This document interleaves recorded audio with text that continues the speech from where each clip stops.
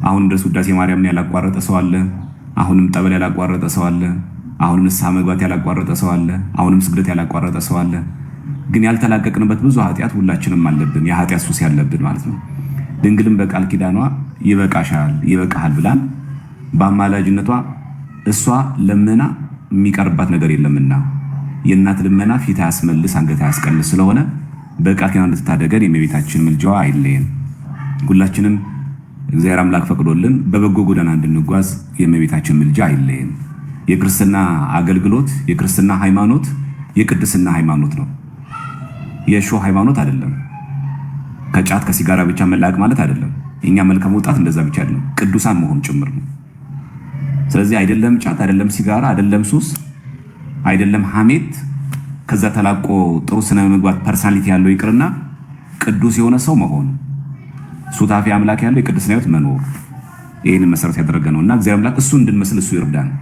ሐዋርያው ቅዱስ ጳውሎስ ክርስቶስን መስሏል። እኛ ደግሞ ቅዱሳን እንድንመስል እግዚአብሔር አምላክ በምሕረቱ ይርዳን።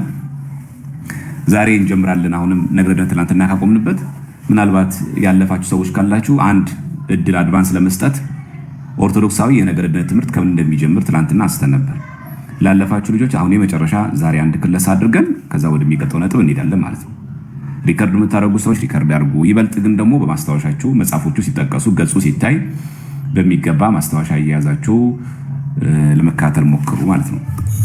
ስለዚህ እንጀምር። ይበቃናል። ይሄ ሰው ካለ በቂ ነው። ጉዳያችሁ ትምህርቱ ላይ ደንብ አተኩሩና ለመከታተል ሞክሩ። እግዚአብሔር በመካከላችን ተገኝቶ ሚስጥሩን እንዲገልጽልን ቅዱስ ፍቃድ ይሁንልን። እሺ ሞዴሬተሮች ካላችሁ እንትኑን ታጠፉላቸውና ኮመንቱን ሐሳቡን ከትምህርት ጋር እንዲያደርጉ ታደርጋላችሁ። እሺ ምናየው ኦርቶዶክሳዊ ምንድነው ያለው የመዳን ትምህርታችን ነው። በኦርቶዶክሳዊ የመዳን ትምህርት ነገረ ድህነትን በተመለከተ እንዴት ነው የምናየው ስንል በውዳሴ ማርያም ጸሎታችን ላይ ካደረግነው በዚህ በውዳሴ ማርያም ከእንደገና ደግሞ በሃይማኖተ አበው በዚህ መጽሐፍ ማለት ነው። በሃይማኖተ አበው በዚህ ነው። ከዚህ ሃይማኖተ አበው ባሻገር ደግሞ በዚህ በመጽሐፈ ቅዳሴ በትርጓሜው በዚህ መጽሐፍ ላይ በምናገኘው ደግሞ በውዳሴ ማርያም በመጽሐፈ ኪዳንም እዚህ ውስጥ አለ እና ትምህርተ ኅቡዓት አንድ ኦርቶዶክሳዊ ክርስቲያን መጽሐፈ ቅዳሴን አለመቀበል አይችልም። ሃይማኖተ አበውን አለመቀበል አይችልም። ውዳሴ ማርያምን አለመቀበል አይችልም። ትምህርተ ኅቡዓትን አለመቀበል አይችልም። ጌታችን ከሙታን ከተነሳ በኋላ ከማድረጉ በፊት ለሐዋርያት ያስተማራቸው ትምህርተ ኅቡዓት ነው። መጽሐፈ ኪዳን መቀበል አይችልም። እነዚህ ቤተክርስቲያናችን በድርሳናት ውስጥ የሚካተቱ ቢሆኑም ቅሉ ነገር ግን የመቀበል አንድ ኦርቶዶክሳዊ ግዴታ አለበት ይለውን ነገር ለማስጨበጥ ነው። ስለዚህ ዛሬ መነሻ የምናደርገው በነገረ ድነታችን ትምህርት ላይ ኦርቶዶክሳዊ ነገረ ድነት ትምህርት ከየት ነው የሚጀምረው፣ ምን ብለን ነው የምናምነው የሚሉትን ነጥቦች አንድ በአንድ እናያለን። ትላንትና ሶስቱ ለመጥቀስ ሞክረን ነበረ፣ ግን አንዳንዶቻችን ደግሞ አርፍደን የገባን ሰዎች አለን። ሁለት ሶስት ሰው በትክክል መልስ ይመልስ የነበረው ከተማረው ትምህርት። አሁን ግን በደንብ እንደምትመልሱ ተስፋ አደርጋለሁ። የመጀመሪያው በደንብ ያዙ። አንደኛ በቅድስት ሥላሴ ፈቃድ ድህነት ተፈጸመ። ጻፎችን በቅድስት ሥላሴ ፈቃድ ድህነት ተፈጸመ። በቅድስት ሥላሴ ፈቃድ ድህነት ተፈጸመ። እኛ የምናምነው ብለን ነው ባቸው። ለዚህ መጀመሪያ ምን ጥቅስ ያደረግነው የትኛው ነው? የማክሰኞ ውዳሴ ማርያም እንደምትመለከቱት ምን ይላል? በእርሱ ፈቃድ በአባቱን ፈቃድ በመንፈስ ቅዱስን ፈቃድ መጥቶ አዳነን። መጥቶ ያዳነን በማን ፈቃድ ነው? በእርሱ በራሱን ፈቃድ በወልድ በአካላዊ ቃል በወልድ ፈቃድ በባህሪ አባቱ በአብ ፈቃድ በመንፈስ ቅዱስን ፈቃድ ነው። ይሄ ውዳሴ ማርያም ቅዱስ ዮሐንስ ራእይ የደረሰው ነው። ለምንድን ነው በእርሱ ፈቃድ የምትለው ቃል የገባችው? በግድ ሰው ሆነ የሚሉ መናፍቃን አሉና ለዚያ ነው። ስለዚህ አሁን ቃላቶቹ ምን ያክል እንደሚጠቅሙ ተመልከቱ። በዚህ አጋጣሚ ማለት ነው እንዲሁ ዝም ብለን እንደተራ ነገር የምናያቸው አይደሉም። በእርሱ ፈቃድ ስንል ለምንድን ነው በእርሱ ፈቃድ እስመ ፈቃዱ የምትለው ቃል የገባችው? ድህነተ ዓለም ሲፈጸም በአብና በወልድ መንፈስ ቅዱስ ፈቃድ ልዩነት የለም። አምላክን ሰው እንዲሆን ያደረገው የአብ ፈቃድ ብቻ አይደለም፣ የመንፈስ ቅዱስ ፈቃድ ብቻ አይደለም። በማን ፈቃድ ነው? በእርሱ ፈቃድም ጭምር ነው። ይህን መሰረት ለማድረግ ነው ያነሳ ነው። እሺ ይህን የሚያወሳልንስ እውነት አላችሁ ወይ ማስረጃ ከተባለ ትናንትና የጠቀስነው ውዳሴ ማርያም የሰሉስ አንድም ተትርጓሜ አለ። እዚህ ጋር ምን ይላል? እዚህ ጋር ሲናገር ራሱ ትናንት ለነበራችሁ ሰዎች ምን ይላል? እዚህ ጋር እስመ በፈቃዱ አለባቸው ይላል። እዚህ ጋር ታያችኋል። እዚህ ጋር እስመ በፈቃዱ ውዳሴ ማርያም አንድምታ ነው። ይሄ ገጽ 35 ላይ ምን ይላል? እዚህ ጋር እስመ በፈቃዱ አለባቸው። ምን ማለት ነው? ለምንድን ነው እዚህ ያለችው? በግድ ሰው ሆነ የሚሉ መናፍቃን አሉና። ስለዚህ ድህነት የተፈጸመው በማን ፈቃድ ነው? በግድ ክርስቶስ ሰው ሆኖ አይደለም። ወዶ ፈቅዶ ወልድ፣ ወዶ ፈቅዶ አብ፣ ወዶ ፈቅዶ መንፈስ ቅዱስ። ስለዚህ ኦርቶዶክሳዊ ነገር ድህነት ትምህርት ከየት ይጀምራል? እኛን ለማዳን ሲያስብ ያቺ ሐሳብ የሥላሴ ሐሳብ ናት። እኛን ለማዳን ወርዶ ተሰቅሎ ለሞት አካላዊ ቃል ወልድ ሲፈቅድ ያቺ ፈቃድ የአብም የራሱ የወልድም የመንፈስ ቅዱስም ፈቃድ ናት። ከሐሳቡ ጀምሮ እኛን ለማዳን እሺ በጎ ከልጅ ልጅ ተወልጄ አድንሃለሁ ሲል ይሄ ማዳኑ ፈቃዱ የማን ነው? የሥላሴ ነው። ያውም ተገዱ አይደለም። በግድ ሰው ሆነ የሚሉ መናፍቃን አሉና እየዚህ ጋር እስመ በፈቃዱ አለባቸው። በራሱ ፈቃድ፣ በአብ ፈቃድ፣ በመንፈስ ቅዱስ ፈቃድ አለባቸው። ይሄ ምንድነው? ውዳሴ ማርያም አንድምታ ገጽ ስንት ነው? 35 አንድምታ ለመሆኑ ማረጋገጥ የሚፈልግ ሰው ካለ ይኸውና፣ ይሄ ውዳሴ ማርያም ቅዱስ ኤፍሬም የደረሰው ከቀድሞ አባቶች ጀምሮ ሲወርድ ሲዋረድ የመጣው ንባቡና ትርጓሜው የኢትዮጵያ ሊቃውንት እንደጻፉትና እንደተረጎሙት ግልጽ ነው። ስለዚህ ውዳሴ ማርያም ላይ ያገኘነው ገጸ ንባብ ምን ላይ ያገኘነው ማለት ነው? በግልጽ ሁላችሁም እንደምታዩት ትርጓሜ አንድምታው ላይ በግድ ሰው ሆነ የሚሉ ስላሉ፣ እሺ ይሄ የኤፍሬም ሶርያዊ በእርሱ ፈቃድ፣ በአባቱ ፈቃድ፣ በመንፈስ ቅዱስ ፈቃድ መቶ አዳነን የሚለው ሃይማኖተ አበው ነው። የአበውስ ትምህርት ነው? አዎ የአበው ትምህርት ነው። የአበው ትምህርት ለመሆኑ ምን ማረጋገጫ አላችሁ ብንባል እዚሁ ራሱ በሃይማኖተ አበው ላይ የቤተክርስቲያናችን ደገኛ አባት የሆነው ባስልዮስ ዘቂሳርያ ስለዚህ ነገር አብራርቶ ጽፎልን እናገኛለን። ምን ብሏል ባስልዮስ ዘቂሳርያ? ሃይማኖተ አበው እዚህ ጋር ተመልከቱ። ባስልዮስ ዘቂሳርያ ምዕራፍ 34 ቁጥር ክፍል 5 የክፍል 5 ቁጥር 10 ተመልከቱ። እዚህ ጋር በእርሱ አድሮ በእርሷ አድሮ በማን በድንግል ማርያም አድሮ ሊዋሃደው የፈጠረውን ፍጹም ስጋን በማን በአብ ፈቃድ በመንፈስ ቅዱስ ፈቃድ ከእርሷ ነሳ። ስለዚህ ኦርቶዶክሳዊ ነገረ ድነት ትምህርት የሚጀምረው ከየት ነው? ሰው ሆነ ስንል ያ ሰው የሆነበት ፈቃድ የማን ነው? የሥላሴ ነው። ይህን የሚናገረው ማን ነው? ሃይማኖተ አበው ዘቅዱስ ባስልዮስ ምዕራፍ 34 ክፍል 5 ቁጥር ስንት ነው? 10 ገጽ ደግሞ 117። ሌላኛው አባት ከተባለ ጎርጎሪዮስ የተባለ አባት ዘኑሲስ ማለት ነው። ጎርጎሪዮስ ዘኑሲስ በዚሁ ሃይማኖተ አበው ላይ ምዕራፍ 36 ላይ እንዲህ ብሎ ይናገራል። ምዕራፍ 36 ላይ ራሱ ጎርጎሪዮስ ማለት ነው። ምዕራፍ 36 ላይ እንዲህ ብሎ ይናገራል። ጎርጎሪዮስ ምዕራፍ 36 እዚህ ጋር ምዕራፍ 36 ታያችኋል። እዚህ ጋር ቁጥር 18 ተመልከቱ። እዚህ ጋር ሰው መሆኑም እውነተኛ የማይመረመር የማይነገር ሚስጥር ነው። ሰው መሆኑም እውነተኛ ነው እንጂ ምትሃት አይደለም። እውነት ነው። ሰው የሆነው በምትሃት አይደለም፣ እውነት ነው። መከራን፣ ረሃብን፣ ጽምን፣ መጠማትን፣ ድካምን በመቀበል ከኛ ጋር አንድ የሚሆን ስጋን በፈቃዱ በራሱ በአባቱ በመንፈስ ቅዱስ ፈቃድ ፈጥሮ ተዋሃደ እንጂ ወንጌላውያን እንደመሰከሩ። አየህ፣ ሰው የሆነበት ያቺ ፈቃድ የማናት? በፈቃዱ በራሱ በአባቱ በመንፈስ ቅዱስ ፈቃድ ፈጥሮ ተዋሃደ እንጂ ወንጌላውያን እንደመሰከሩት ብሎ ጥቅሶቹ እነዚህ ያሉ። የት የምናገኘው? ሃይማኖተ አበው ማለት ዘጎርጎሪዮስ ዘኑሲስ ምዕራፍ ስንት ነው? 36 ቁጥር ስንት ነው? 18 ገጽ ስንት ነው? 125 እዚሁ ላይ ቁጥር 20 ተመልከቱ። እዚች ጋር ምን እንደሚል ተመልከቱ። ቃል ከእርሷ የነሳውን ስጋ ከማን? ቃል የተባለው ማን ነው? ወልድ፣ አካላዊ ቃል ወልድ ከእርሷ ከድንግል ማርያም የነሳውን ስጋ በአብ ፈቃድ በእርሱ ፈቃድ በራሱ በወልድ ፈቃድ በመንፈስ ቅዱስ ፈቃድ ሐሰት አይደለ እውነተኛ ተዋህዶን ከመለኮት ጋር አዋሃደ። ስለዚህ ቃል ስጋን የነሳበት ያ ፈቃድ የአብም የወልድም ብሎ ማመን አንዱ የምን ትምህርት ነው? ኦርቶዶክሳዊ የነገርነት ትምህርት ነው። ተገዶ ነው ሰው የሆነው ብሎ አምኖ አንድ ሰው ክርስቶስ ሞተልኝ ተሰቀለልኝ ቢል አይድንም፣ አይጸድቅም። ትክክለኛ ነገርነት ትምህርት አይደለም።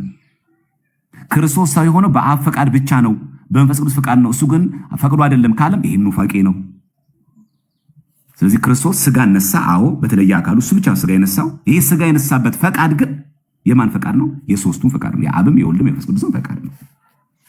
እችን ያዝናት። የት ነው የምናገኘው? ይሄን ሃይማኖተ አበው ዘቅዱስ ጎርጎሪዮስ ማለት ነው።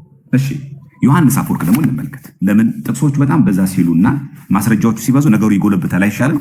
2 እና 3 ጥቅስ ለተንጠልጥለን እንደማናወራ ለማለበብ ነው እንጂ ጥቅስ ማብዛት ቁም ነገሩ ነው አይደለም። ግን ማስረጃዎች ሲበዙ የበለጠ ነገሩ እንዴት በቀደምት አባቶች ሁሉም ዘንድ የተስማሙ እንደሆነ ባስልዮስ ጠቀስን፣ ጎርጎሪዮስ ዘኑሲስ ጠቀስ። አሁን ደግሞ ዮሐንስ አፈወርቅ ደግሞ እንደሚል ተመልከቱ። ምዕራፍ 62 እዚህ ጋር ተመልከቱ። ክፍል 1 ላይ ቁጥር 3 እንደሚል ተመልከቱ። ገጽ ስንት ላይ ነው? 219 ላይ በእርሱ ፈቃድ በራሱ በወልድ በአባቱና በመንፈስ ቅዱስ ፈቃድ ከቅድስት ድንግል ማርያም ስጋን ተዋሃደ እንጂ እርሱ ባወቀ መለወጥ በሌለባት በእመቤታችን ማኅፀን ስጋን ፈጥሮ ተዋሃደ። በዚህ አጋጣሚ የነገረ ትምህርታችን ራሱ ይህን ያካትታል። ነገረ ማርያም ዶግማን ብሎ ከዚህ አንጻር በራሱ በወልድ ፈቃድ በአባቱ ፈቃድ በመንፈስ ቅዱስ ፈቃድ ከቅድስት ድንግል ማርያም ስጋን ተዋሃደ። ስጋ የተዋሃደበት ያቺ ፈቃድ የማን ፈቃድ ነው? የሥላሴ ፈቃድ ነው። ስጋን ባይለብስ ስጋን ባይዋሃድ ኖሮ አንድንም ነበረ። ስለዚህ ለድህነታችን የሥላሴ ፈቃድ የድህነታችን አካል ነው። ይሄን ማመን ተገቢ ነው። ይሄን እንዳትረሱ። ከዚህ ጋር ተያይዞ ምንድን ነው የሚለው? ስጋን ተዋሃደ ካለ በኋላ እንጂ ይላል ዮሐንስ አፈወርቅ መለወጥ እርሱ ባወቀ እሱ ራሱ ባወቀ መለወጥ በሌለባት ውላጤ የለባት እመቤታችን ማኅተመ ድንግል ነው፣ አልተለወጠም። በእመቤታችን ማኅፀን ስጋን ፈጥሮ ተዋሃደ። ስለዚህ ድንግል ማርያም ዘላለማዊት ድንግል ናት ብሎ ማመን ራሱ የነገርነታችን አንዱ አካል ነው። በኋላ እንመጣበታለን። ግን ቀደምት አባቶች እንዴት አድርገው እንደገለጹ ተመልከቱ። በእርሱ ፈቃድ በአባቱና በመንፈስ ቅዱስ ፈቃድ ከቅድስት ድንግል ማርያም ስጋን ተዋሃደ እንጂ እቺ መሰረታዊ ጉዳይ ናት። የድህነታችን አንዱ አካል ነው። ተሰቀለልኝ፣ ሞተልኝ፣ ለእኔ ብሎ ነው ዋጋ የከፈለልኝ፣ ተደምሶልኛል፣ ተወግዶልኛል፣ ተበርግዶልኛል ብሎ ኦንሊ ጂሰስ ቢሆን አይድንም። ያ እኛን ለእኛ ብሎ የተሰቀለው የሞተልን ሰው የሆነልን ያ አምላክ በማን ፈቃድ ሆነ? ከዚህ ይጀምራል። በራሱ ፈቃድ በራሱ ይኸው በአባቱ ፈቃድ በመንፈስ ቅዱስ ፈቃድ አዳነን። ከቅድስት ድንግል ያነሳ ያቺ ፈቃድ የሥላሴ ድህነታችን ይህንንም ጭምር ከማመን ይጀምራል። ከፈቃድ ያቺ ሥላሴን ፈቃድ አንድ መሆኑ ምን እንደሚጠቅም አይታችኋል። ነገረ ድነት ላይ እንዴት እንደሚጠቅም ሥላሴ በፈቃድ አንድ ናቸው ተብሎ ዝም ብሎ በጅምላ ብቻ ይሄን አውቀን የምናልፈው አይደለም፣ ሕይወትም ጭምር ነው። ሥላሴ በፈቃድ አንድ ናቸው ብሎ ብቻ እንደመፈክር ወይ ደግሞ እንደ እውቀት ብቻ መያዝ ሳይሆን የሥላሴ ፈቃድ አንድ ሰው እኮ ነው አምላክ ሰው የሆነልን። የአካላዊ ቃል ከእመቤታችን ከሥጋ ስጋ ከነፍስ ነፍስ የነሳው እኮ በሥላሴ ፈቃድ ነው። በራሱ በወልድም በአባቱ ባህሪ አባቱም በመንፈስ ቅዱስም ፈቃድ ነው ለማለት። ማን የተናገረ ይሄንን? ቅዱስ ዮሐንስ አፈወርቅ ምዕራፍ 62 ክፍል 1 ላይ እዚህ ሃይማኖተ አበው ላይ እንደምታዩት ገጽ 219 ላይ። እሺ ጥቅሶቹን ስናበዛቸው ጥሩ የሚሆነው ለምንድን ነው? እንዳልኳችሁ ማስረጃዎች ሲበዙ ጥቅሶች ሲበዙ የበለጠ ነገረ ድነት ትምህርታችን በቀደምታ እንዴት ተደጋግሞ እንደተነሳ የሥላሴ ፈቃድ አንድ መሆኑ ከነገረ ድነት ጋር እንዴት አድርገው አዋስተው እንዳስቀመጡ ሊቃውንቶቻችን እንድንረዳ ያግዘናል። እሺ ቀጣይ የምናየው ሳዊሮስን ነው። ሳዊሮስ አንጾኪያ ማለት ነው። ምዕራፍ 84 ላይ እዚህ ምዕራፍ 84 ላይ ክፍል 1 ላይ 84 1 ላይ ቁጥር 11 ላይ ተመልከቱ። አብ ይላል አብ ሰው ለመሆን በድንግል ማኅፀን ያደረ አይደለም። እውነት ነው። በድንግል ማኅፀን ያደረው ሰው ለመሆን ማን ነው? ወልድ ስለሆነ አብ ሰው ለመሆን በድንግል ማኅፀን ያደረ አይደለም። ማንም ሆነ ማን ማለት ነው። አብ ወልድን ወደ መሆን ይለወጣል እንዳይል አያችሁ እንዴት ሰባሌዎስን ትምህርት ኦንሊ እንዴት እንደሚገድል ማን አብ ወልድን ወደ መሆን ይለወጣል እንዳይል ከዛስ የሥላሴ ፈቃድ አንዲት እንደመሆኗ እንጂ አብ የራሱ ፈቃድ አለው፣ ወልድ የራሱ ፈቃድ አለው፣ መንፈስ ቅዱስ የራሱ ፈቃድ አለው። ያልተለያየ አንድ ፈቃድ የሚባል ነገር የለም። የሥላሴ ፈቃድ አንዲት እንደመሆኗ በአባቱ ፈቃድ በመንፈስ ቅዱስ ፈቃድ በድንግል ማኅፀን ያደረ ወልድ ነው እንጂ ከፈጣሪነት ይለየው ዘንድ አብ እርሱን ፈጠረው አይባልም። አብ ወልድን ፈጠረው አይባልም። የአርዮስን ኑፋቄ እዚህ ጋር ውድቅ ሲያደርግ ተመልከቱ። ሳዊሮስ እሱ ራሱ ወልድ ሰው ሆነ እንጂ የኃጢአት ምክንያት ያልተገኘባትን የሥጋን መከራም ተቀበለ እንጂ ምንም ኃጢአት የሌለበትን የሥጋን መከራ ተቀበለ እንጂ። ስለዚህ የሥላሴ ፈቃድ ስንት ናት ይላል? አንዲት እንደመሆኗ በአባቱ ፈቃድ በመንፈስ ቅዱስ ፈቃድ በድንግል ማኅፀን ያደረ ወልድ ነው እንጂ። ስለዚህ በድንግል ማርያም ማኅፀን ወልድ ያደረው ፈቃድ የማን ፈቃድ ነው? የሥላሴ። ለምን? የሥላሴ ፈቃድ ስንት ነው? አንዲት ናት። ይህ የሚናገረው ማን ነው? ሃይማኖተ አበው ዘቅዱስ ሳዊሮስ ዘአንጾኪያ ምዕራፍ ስንት አለ? 84 ክፍል 1 ቁጥር ስንት ላይ? 11 ላይ። ገጽ ስንት ነው ይሄ? 358 ላይ ሃይማኖተ አበው ተመልከቱ። ቅዱስ ኤፍሬም ሶርያዊ በእርሱ ፈቃድ በአባቱ ፈቃድ በመንፈስ ቅዱስ ፈቃድ 100 አዳነን የምትለው የውዳሴ ማርያም ሆነ የማክሰኛዋን በቀደምት አባቶች ሃይማኖተ አበው ላይ ቁልጭ ብሎ የተጻፈ የተዘገመውን ማወቅ አለብን። የመጨረሻ አንድ ልጨምርና ላፍቅ። በድህነታችን ውስጥ የሥላሴ ፈቃድ እንዴት አስፈላጊ እንደሆነ እንድንረዳ ማለት ነው። ኪሪያኮስ የተባለ አባት አለ። ኪሪያኮስ የአንጾኪያው ሃይማኖተ አበው ዘቅዱስ ኪሪያኮስ ምዕራፍ 91 ላይ ተመልከቱ። እዚህ ጋር ክፍል 1 ላይ ቁጥር 18 ተመልከቱ። 18 ላይ እርሱ ክርስቶስ ማለት ነው በኋላ ዘመን ሰውን ለማዳን ተዋርዶ ወንድ ከማታው ከቅድስት ድንግል ማርያም ባህሪ ፈቃዳቸው በሚሆን የወልድ ፈቃድ የማን ፈቃድ ነው? ፈቃዳቸው ለሚሆን የአብ የመንፈስ ቅዱስ ፈቃድ ነው። ስለዚህ ፈቃዳቸው በሚሆን በአብ በመንፈስ ቅዱስ ፈቃድ ነፍስን ስጋን ነስቶ ሰው ሆነ። የእግዚአብሔር ስሙ የተመሰገነ። ፈቃዱ ምናቸው ነው? ፈቃዳቸው ጭምር ነው። የተለየ የአብ ፈቃድ፣ የተለየ የወልድ ፈቃድ፣ የተለየ መንፈስ ቅዱስ ፈቃድ ምንለው የለንም እኛ። እውቀት ብቻ አይደለም። ይሄ ሚስጥረ ሥላሴ ተበላሸ ማለት ነገረ ድነት ይበላሻል አብሮ። ሄሬሲ ነው የተለያየ ፈቃድ ብሎ መናገር፣ ክህደት ነው፣ ኑፋቄ ነው። ከቅድስት ድንግል ማርያም ባህሪ ፈቃዳቸው በሚሆን በማን ፈቃዳቸው ማን ነው? በአብ በመንፈስ ቅዱስ ፈቃድ እዚህ ጋር ተነተነው። እዚህ ጋር ፈቃዳቸው በሚሆን በማን ነው? በአብ በመንፈስ ቅዱስ። ፈቃዱ የማን ፈቃድ? የወልድ ፈቃዳቸው በሚሆን በአብ በመንፈስ ቅዱስ ፈቃድ ነፍስን ስጋን ነስቶ፣ ደግሞ ስጋን ነሳ ብቻ ነው የነሳው፣ ነፍስ አነሳ የሚል መናፍቃን አሏ። ነፍስን ስጋን ነስቶ ሰው ሆነ። ይሄ ማን ትምህርት ነው? ሃይማኖተ አበው የአበው ትምህርት ነው። ሃይማኖተ አበው ዘቅዱስ ኪሪያኮስ ምዕራፍ 91 ክፍል 1 ቁጥር 18 ገጽ 401 ላይ። ስለዚህ የሥላሴ ፈቃድ አንድ ነው ብሎ መናገር ከነገረ ድነት ጋር ያ ሥላሴ በፈቃድ አንድ ናቸው ያልነው የአብ የወልድ መንፈስ ቅዱስ ፈቃድ ነው አምላክን ሰው እንዲሆን ያደረገው። የአምላክ ሰው መሆን ደግሞ ተገለጠልን፣ ተሞተልን፣ ተሰቀልን ለማለት መነሾ የአምላክ ተሰገወ ቃል ነው። የአምላክ ኢንካርኔትድ ወርድ ከሌለ ድነት የሚባል ነገር አይታሰብም። ተሰቀለ ሞተ ለማለት ሰው ሆነ ማለት ይቀድማል። ሰው ሆነ ለማለት ተጸነሰ ማለት ይቀድማል። ተጸነሰ ማለት ብስራት ይቀድማል። ብስራት ለማለት ፈቃድ ይጠይቃል። የሥላሴ ፈቃድ አንዲት ሆነች። በምክር ሥላሴ ገብርኤል አብሳሪ ሆኖ ተላከ። እመቤታችን ይሁንልኝ ይደረግ ስትል አካላዊ ቃል ሰው ሆነ።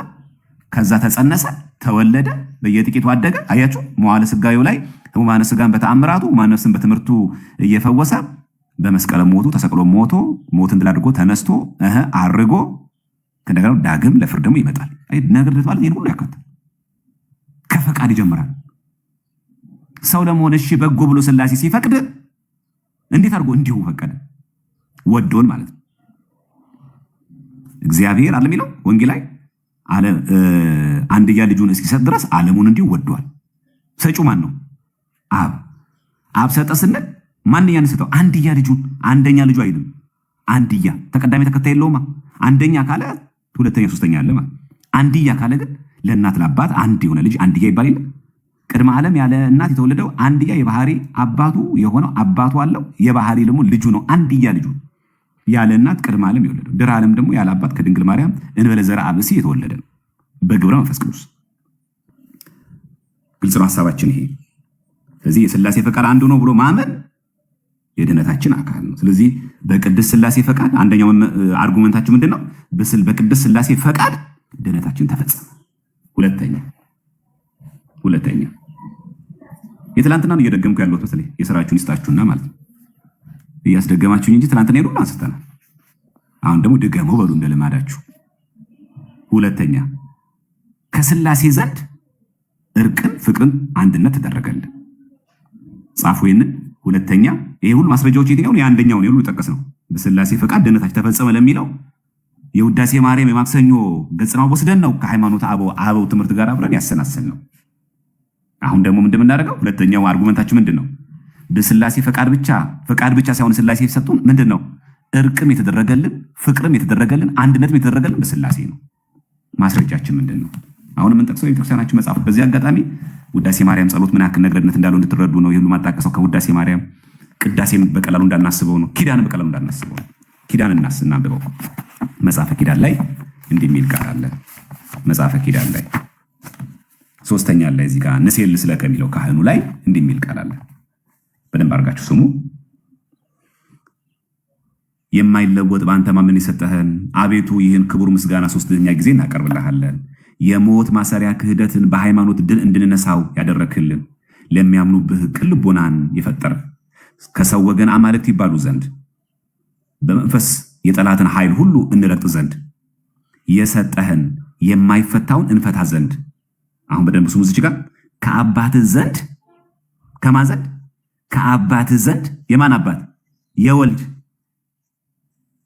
ከአባታችን ዘንድ አይልም። ከባህሪ አባትህ ከአብ ዘንድ ፍቅርን አደረክልን፣ በመካከላችንም ሆነ አስታረክ። ምን ማለት ነው? መካከላችን የምትለው ቃል ምን ማለት ነው? ፍቅር ማለት ድህነታችን ከአባት ዘንድ ምን አድርግ? ፍቅርን አደረክልን። ይሄ ፍቅር የማን ነው? የአብን የወልድ መንፈስ ቅዱስን ፍቅር ነው። ስለዚህ በአምላክ ሰው መሆን የሥላሴ ፍቅር ነው የተገለጠው። ነጥሎ ወልድ ብቻ ነው ያፈቀር የሚባል አይደለም። ከአባት ዘንድ ፍቅርን አደረክልን፣ በመካከላችንም ሆነ አስታረከን። አስታራቂነት ለማሰልጠን ለወልድ። ይሄ እርቅን እንዴት አድርጎ እንደሚተረጉሙ ደግሞ አንድምታ እንመልከት። ይሄ መጽሐፈ ኪዳን ነው። ልብ በሉ። ምሴልስ ለከ በሚለው ላይ ነው። ኪዳን ዘነግ ነው። ገጽ 455 ነው። በዚህ መጽሐፈ ኪዳን ተመልከቱ። በዚህ አጋጣሚ ኪዳን ሳይደርስ ቅዳሴ የለም። ታውቃላችሁ?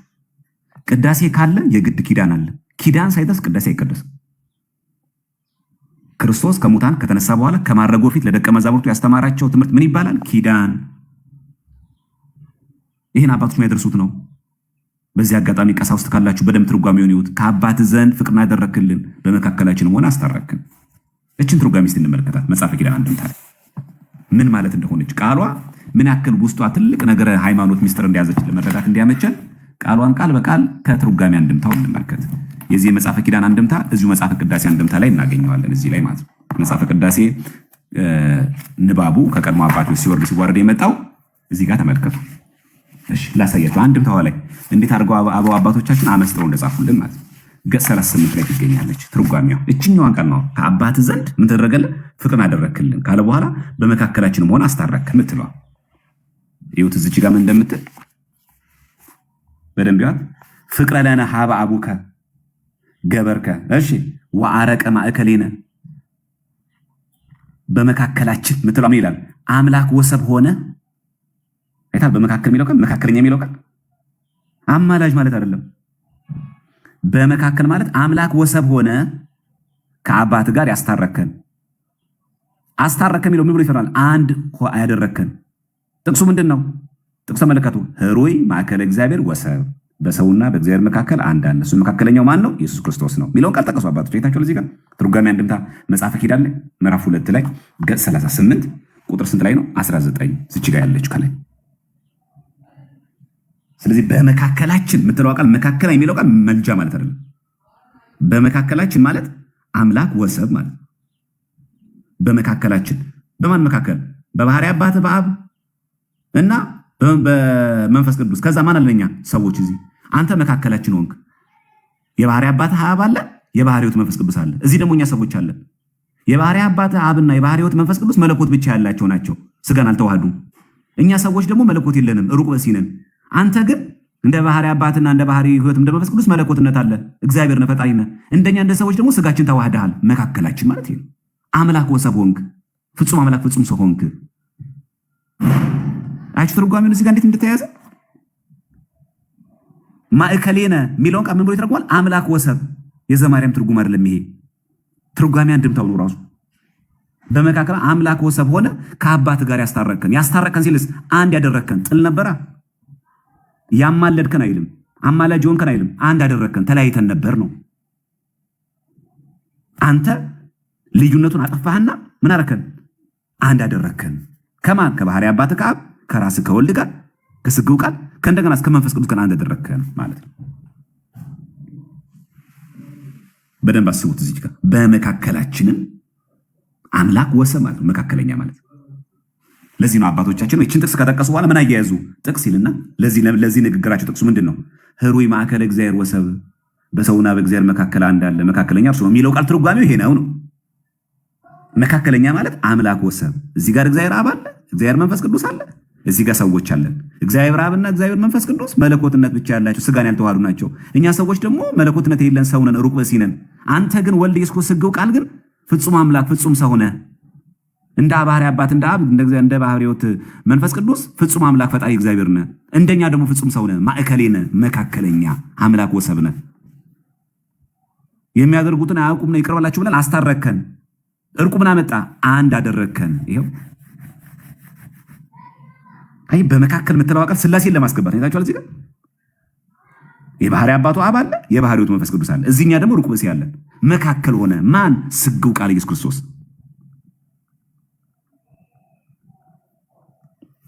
ይሄ ድነታችን አካል መሆን እንድናቅ ይገባል። እሺ ከዚህ ጋር በተያያዘ ደግሞ በሥላሴ ዘንድ ቅድም ያለው ፍቅር አንድ ልትደረገልን አንድነታችን ፍቅራችን ራሱ በሥላሴ ዘንድ የሚታወቅ የሚመሰከር ነው። እቺ ያዟት ገጿን መጽሐፈ ኪዳን ትርጓሜ አንድምታ ላይ ገጽ ስንት ላይ ነው ያለው? 38 ላይ መጽሐፈ ኪዳን ላይ ያለ ነው ማለት ነው። እሺ እንቀጥል። ግልጽ የሆነላችሁ ይመስለኛል። አይ ቲንክ እያንዳንዱ ነገር ፎቶ የምታነሷት ካላችሁ ስክሪንሾት ማንሳት ትችላላችሁ። ድንገት አስፈላጊያችሁ ከሆነች ማለት ነው። የምጠቅማችሁ ከሆነች እኛዋ ነጥብ በደንብ አብታችሁ ያዟት። እቺ አምላክ ወሰብ ማዕከል የምትለው አቀም ተብሎ የሚተረጎመው አምላክ ወሰብ ማለት እሺ አሁን ደግሞ የምንጠቅሰው ደግሞ ትምህርተ ኅቡዓት ነው። ተመልከቱ፣ አሁን እየጠቀሰ ያለው ጥቅስ በሙሉ ቤተክርስቲያናችን በስርዓተ አምልኮ ከምትጠቀመው ማንም ሰው እኔ እቀበላለሁ አልቀበልም ማለት ከማይችለው ከቤተክርስቲያናችን መጽሐፍ ላይ ነው እየጠቀስን ያለ ነው፣ እንዳትስቱ። ስለዚህ ስንጠቅስ ማስረጃ ስናቀር በደንብ እያያችሁ ስሙ ለማለት ያክል፣ ምን እያወራን እንዳለ እንዲገባችሁ፣ ምን እያነሳን እንዳለ እንድንረዳው ለማስቻል ያክል ነው። እሺ እዚህ ይሄ ትምህርተ ኅቡዓት ይባላል። ይሄ ጌታችን ኢየሱስ ክርስቶስ ከሙታን ከተነሳ በኋላ ከማድረጉ በፊት ለሐዋርያት ያስተማራቸው ትምህርት። ሰው ደግሞ ቁርባን ካለቀ በኋላ እንደምታውቁ ማነው ቁርባን ከመቁረባቸው በፊት ስጋው ደግሞ ወደ ድርገት ሊከናወን ወደ አንድነት ሊፈጸም ክርስቲያኖች ሊቆርቡ ሲሉ ናኩቶ ብሎ ከመጀመሩ በፊት ከዲያቆኑ ከውጪ ከካህናት ጋር ወደ ውጭ ይወጣሉ ወደ ቅድስት፣ ከዛ ምዕመናን ይቆርባሉ። ከመቁረባችን በፊት ትምህርተ ኅቡዓት ወይ ደግሞ ሃይማኖታዊ ይነበባል። ለምን ይመስላችሁ? ጊዜ ለማሳለፍ ነው? ጊዜ ለመቆጠብ ለመግደል ፈልገን ነው? ስብከት በኋላ አለ አይደለ? ለምን ይመስላችኋል ትምህርተ ኅቡዓት ወይ ደግሞ ሃይማኖታዊ የሚነበበው? እቺ ዶግማቲክ ትምህርታችን ሰው ነው። ይሄ በጣም አጽንኦት መሰጠው ማለት ነው። እሺ እዚህ ላይ እንዲህ የምትል ነጥብ አለች። በደንብ እንድትረዷትም ስለፈለኩ ነው። እዚህ ጋር በደንብ ያዟት። የንባብ ሰዎች እንሆን ክርስቲያኖች፣ አደራችሁ የንባብ ሰዎች እንሆን።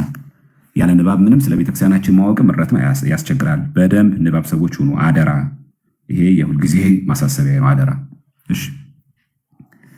እሺ ቁጥር 15 እንዲህ ይለናል። ቁጥር 9 ተመልከቱ። 9 ላይ በስጋ ወደሙ የተዛመዱት፣ ልክ ስጋ ወደሙ ስንቀበል ከማን ጋር የምንዛመደው? በጸሎተ ቅዳሴም ስሙን የሚጠሩት ማን እንደሆነ በዘን ልቦናቸው ቢያውቁ ቢረዱ ይጠቀማሉና። እነማን? እኛ ክርስቲያኖች። ስለዚህ በቅዳሴ ጊዜ ከማን ጋር የምንዛመደው? ስጋ ወደሙ ስንቀበል ከማን ጋር የምንዛመደው? አንድ። ሁለተኛ በጸሎተ ቅዳሴ ጊዜ ስሙ የሚጠራው ማን ነው? ያችሁ በጸሎተ ቅዳሴም ስሙን የሚጠሩት ማን እንደሆነ በእዝነ ልቦናቸው፣ ዝም ብሎ በጆሮ አይደለም፣ ከልባቸው ሆነ በተመስጦ በእዝነ ልቦናቸው ቢያውቁ ቢረዱ ይጠቀማሉና። እቺ ትርጓሜ አንብቷን እንመልከት። ትምህርተ ኅቡዓት ላይ ምን ማለት እንደሆነች ይሄው ቃል በነገራችን ላይ ምን ላይ ያለ?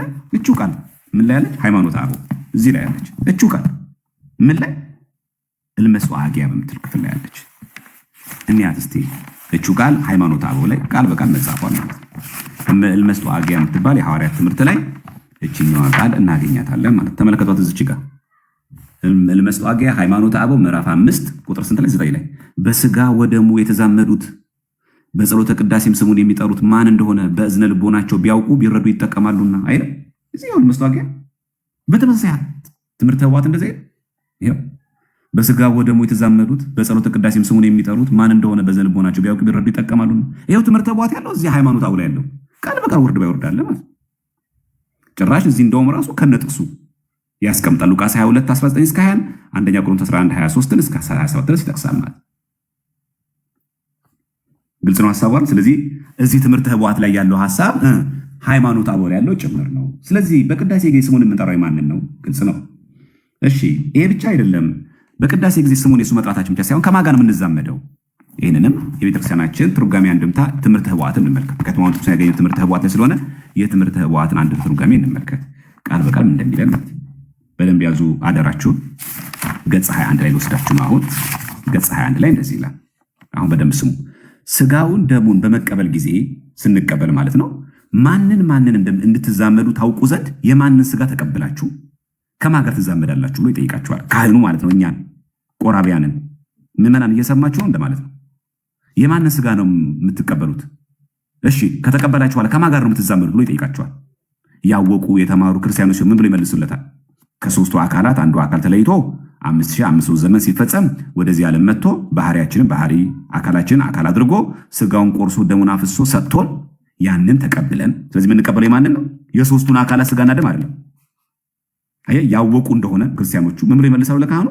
ከሶስቱ አካላት አንዱ አካል አየኛ ኦርቶዶክሳዊ ትምህርት ተለይቶ ከሶስቱ አካል አንዱ አካል ተለይቶ በተለየ አካሉ ማለት ነው 5500 ዘመን ሲፈጸም ወደዚህ ዓለም መጥቶ ባህሪያችንን ባህሪ አካላችንን አካል አድርጎ ስጋውን ቆርሶ ደሙን አፍሶ ሰጥቶን ያንን ተቀብለን ከሶስቱ ጋር ከማን ጋር አንድ የምንሆነው? ከሶስቱ ጋር አንድ እንሆናለን ብለው ይመልሳሉ። ስለዚህ ከማን ጋር የምንዛመደው? ከስላሴ ጋር። ስጋው ደግሞ የማን ነው? የስጋው ቃል ኢየሱስ ክርስቶስ፣ የወልድ አካላዊ ቃል ስጋው ቃል ኢየሱስ ክርስቶስ። የምንዛመደው ግን ከማን ነው? ከሱ ጋር ብቻ፣ ከስጋው ቃል ብቻ ሳይሆን ከአብም ከመንፈስ ቅዱስም ጋር ነው። ስለዚህ በነገረ ድነት ትምህርታችን ላይ ከስላሴ ጋር ዝምድና እንዳለን መዘንጋት የለብንም። የድነታችን አካል ነው። ማየ ገባው አለቻል ከጌታችን ጎን እንደ ለቅርጽ ምን ወጣ? ደምና ውሃ። ውሃው ማዩ ማለት ነው ለጥምቀታችን። ስንጠመቅ የማን ልጅ ነው የምንሆነው? የሥላሴ ልጅ። ድምኮ ግን ውሃው የፈሰሰችው ከማን ነው? ከጌታችን ጎን ከስጋው ጋር። ግን የማን ልጅ ነው የምንሆነው? ግን የማን ልጅ ነው የምንሆነው? ግን የሥላሴ ተዛምዷችን አይጁ ስጋውን ቆርሶ ደሙን አፍሶ ሰጥቶን ያንን ተቀብለን ይኸው ከዛስ ያንን ተቀብለን ከሶስቱ ጋር አንድ እንሆናለን። ምን የሆኑ ነው የሚመልሱት? ያወቁ። ያላወቁ እንደሆነስ እንዲህ ብሎ ሊነግራቸው ይገባልና ካህኑ ሊያስተምራቸው ይገባል። እንደዚህ ብሎ ምን ብሎ ያስተምራቸው? ከሶስቱ አካላት አንዱ አካል ተለይቶ 5500 ዘመን ሲፈጸም ወደዚህ ዓለም መጥቶ ባህሪያችንን ባህሪ አድርጎ አካላችን አካል አድርጎ ስጋውን ቆርሶ ደሙን አፍሶ ሰጥቶን ያንን ተቀብለን ከሶስቱ ጋር አንድ እንሆናለን። ነገር ድነቴን ጭምር ያካተል ክርስቲያኖች ተዛምዷችን ከወልድ ከክርስቶስ ጋር ብቻ አይደለም። አዎ ስጋውን የቆርሶ ደሙን ያፈሰሰው እሱ ነው። ተዛምዷችን ከሥላሴ ጋር ጭምር ነው። ግልጽ ነው ሐሳቡ። ይሄ ቤተክርስቲያናችን ትምህርት ነው። እሺ ይህንን ደግሞ በቤተክርስቲያናችን ቅዳሴ ደግሞ ሁላችን በምንሰማው ደግሞ ላስታውሳችሁ፣ በጣም ጆሮ ጠገብ በሆነው ማለት ነው። ይህን ጥቅስ መቼ የሰማ ሰው የለም። የባስልዮስ የምስጋና ጸሎት ለእኛ በጎ ነገር ያደረገ ይቅር ባይ እግዚአብሔር እናመሰግነዋለን። ይህን ቃል ሰማችሁን? ቅዳሴ ላይ ይሄ ጸሎት አኮቴት ዘቅዱስ ባስልዮስ ማለት ነው።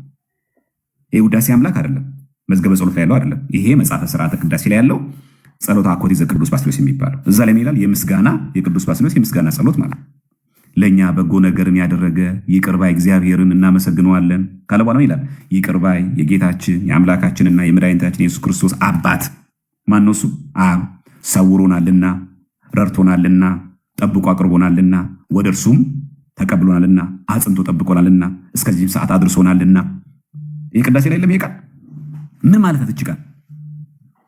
እችቃል ማለት ነው የጌታችን ኢየሱስ ክርስቶስ አባት ሰውሮናልና፣ መሰወር ብቻ ረድቶናል፣ መርዳት ብቻ ጠብቆናል፣ መጠበቅ ብቻ አቅርቦናል። በማን አቀረበን? በልጁ በክርስቶስ። ጌታችን እንዴት ከነገረ ድህነት ጋር እንደሚገናኝ አሁን እችቃል ብዙ ቅዳሴ ላይ እንሰማታለን። ካህኑ ሲያነባ ና አኩቶ ለገባሬ ሰናያት የሚለው ካህኑ ማለት ነው።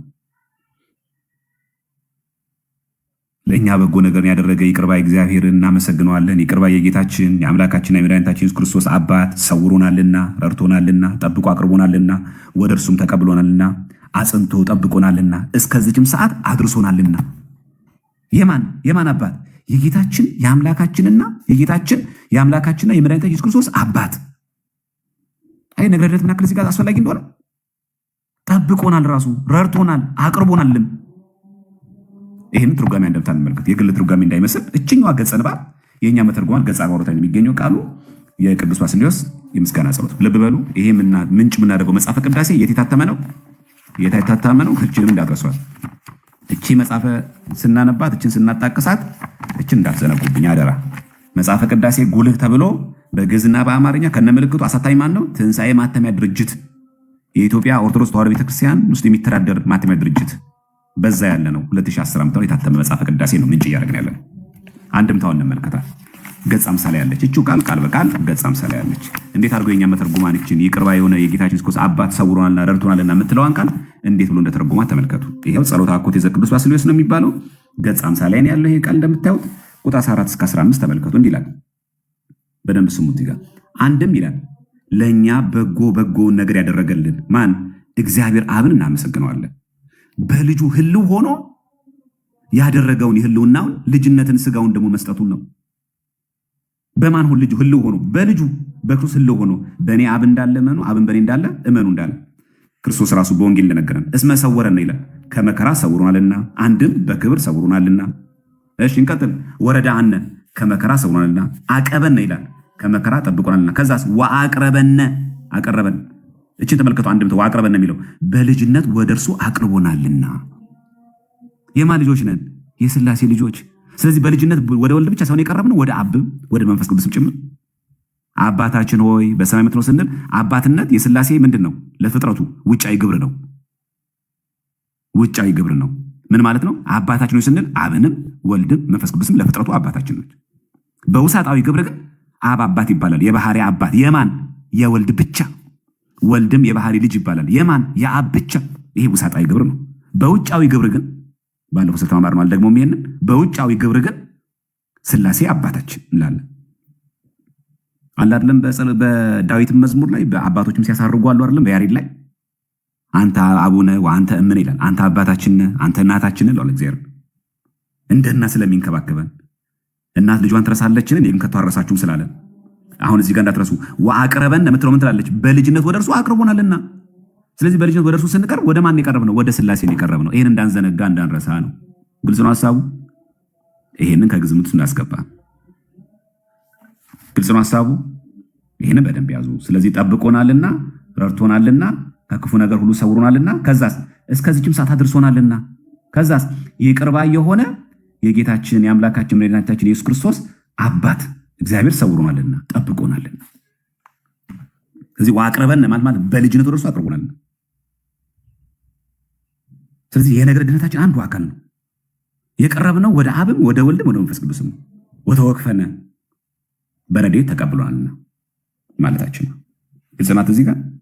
ተዛምዷችን ከማጋ ነው? ከሥላሴ ጋር። እሺ ይሄኛው ሃይማኖት አበው ላይ አለ። ይሄ አሁን መጽሐፈ ቅዳሴ ላይ ያየ ነው። ይሄንን የሥላሴን ልክ ስጋው ደግሞ ስንቀበል የአብም ከወልድም ከመንፈስ ቅዱስ ጋር መዛመዳችን የአበው ትምህርት ነው። አዎ የአበው ትምህርት ነው። ምን ያክል መጽሐፍ ቅዱሳዊ ማስረጃ ምን ያክል የአበው ማስረጃ ማቅረብ ይቻላል ስንል የመጀመሪያው የቅዱስ ጳውሎስ ደቀ መዝሙር የሆነው ዲዮናሲዮስ ታውቃላችሁ። ተላዋያኑ ሐዋርያት የሚባለው አፖስቶሊክ ፋዘር ነው። ነገራችሁ ዲዮናሲዮስ የአቴናው ማለት ነው። ዛሬው ፋጎስ የሚባለው ዲዮናሲዮስ አልነበረም? የቅዱስ ጳውሎስ ደቀ መዝሙር ነው። እዚህ ሃይማኖት አበው ላይ አለ። ዲዮናሲዮስ ተላዋያው ሆሙ ለሐዋርያት የሚል የሐዋርያት ተከታይ የአቴና ኤጲስቆጶስ ነው። የመጀመሪያው የአቴና በቅዱስ ጳውሎስ አማካይነት ኤጲስቆጶስነት ጵጵስና ፕትርክናን ተሹሞ የአቴና ሊቀ ጳጳስ ሆኖ ማለት ዲዮናሲዮስ ነው። ይሄ ዲዮናሲዮስ በሃይማኖት አበው ላይ ይሄንን ተዛምዷችን ከሥላሴ ጋር መሆን ይሄንን ትምህርት አጽንኦት ሰጥቶ ሲያስተምር እናየዋለን። ማስረጃ ይኸው ዲዮናሲዮስ ምዕራፍ ስንት ላይ ነው ያለው? 10 ይኸው ክፍል 1 ላይ ያለላችሁ ቁጥር 15ን ተመልከቷት። ምን እንደምትል እዚህ ጋር ከአካሎቻቸው በአንዱ አካል ይኸው ከአካሎቻቸው በአንዱ አካል በእውነት ተዛምደውናልና። የተዛመዱን በማን ነው? በስግው ቃል ከሶስቱ አካል በአካላቸው ከሶስቱ አካል በማን በአንዱ አካል ማን የተዛመደን? ተዛመደን አይደለም የሚለው ተዛምደውናልና። ማን? ሥላሴ። አየን። ነገርነት አንዱ ትምህርታችን ምንድን ነው? ፈቃድ ብቻ ሳይሆን ፍቅርም አንድነትም ዝምድናም የተደረገልን ከሥላሴ ጋር። ይህንን ሳያምን አንድ ሰው ኦልጂሰስ እያመነ ተሰርዮልሃል፣ ተወግዶልኛል፣ ዕዳ የለብኝም፣ ተደምሶልኛል፣ ጸድቅ ያለው ድኛለሁ ቢል አይሰራም። የመጀመሪያው ምዕተ ክፍለ ዘመን የቅዱስ ጳውሎስ ደቀ መዝሙር ከሆነው ከዲዮናሲዮስ ዘአቴና ጋር የሚላተም ነው። ግልጽ ነው ሐሳቡ። ከአካሎቻቸው ይላል። ከሥላሴ ሦስቱ አካላት ማን? በአንዱ አካል በስግው ቃል ምን አለ? በእውነት ተዛምደውናልና። የተዛመዱ ነው ማለት ሥላሴ። በማን በኩል? በስግው ቃል በክርስቶስ በኩል ያብራራል። ቀጥሎ በሰው ማደርን መረጡ ሥላሴ። ከዛስ በአብ በመንፈስ ቅዱስ ፈቃድ ወልድ ዋሕድ ኢየሱስ ክርስቶስ ሰው ለመሆን በቃ። በማን ፈቃድ? ወልድ ዋሕድ ኢየሱስ ክርስቶስ በማን ሰው ለመሆን በንጽሕት ድንግል ማርያም ማኅፀን አደረ። ድንቅ በሆነ ምስጢር በእርሷ ተወለደ።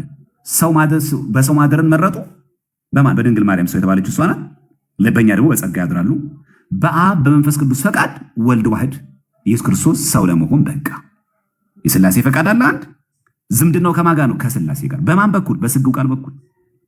ምስጢረ ሥላሴን የማይቀበል ሰው ነገረ ድነትን እመሰክራለሁ ማለት አይችልም።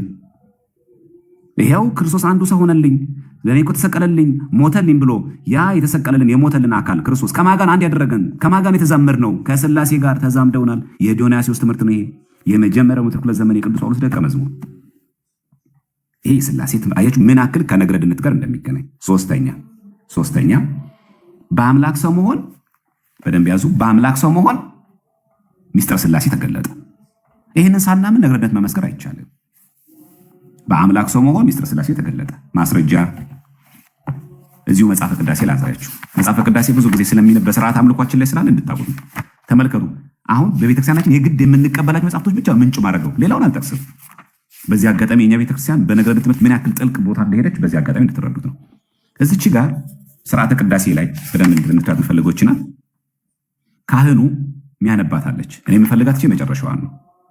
ወደ መከራ አታግባን ከክፉ ነገር ሁሉ አድነን እንጂ ካለ በኋላ አንድ ልጅ ጌታችንና አምላካችን መድኃኒታችንም ኢየሱስ ክርስቶስ ለሰው ፍቅር ብሎ ባደረገው ቸርነት እና ይቅርታ በእርሱ ያለ ምስጋና ክብር ጽል ከእርሱ ጋራ ለአንተ ይገባል ካለ በኋላ ከአንተ ጋራ ትክክል ማህያዊ ከሚሆን ከመንፈስ ቅዱስም ጋራ ዛሬም ዘወትርም ለዘላለሙ አሜን። እቺ ንግግር ምን ማለት ነው? ከአንተ ጋራ ትክክል በስልጣን ሩህ የሆነ የሚተካከል ማለት ነው። ማህያዊ አዳኝ ከሚሆን ከመንፈስ ቅዱስም ጋር መንፈስ ቅዱስ ራሱ አዳኝ ይባላል። ማህያዊ ከሚሆን ይላል።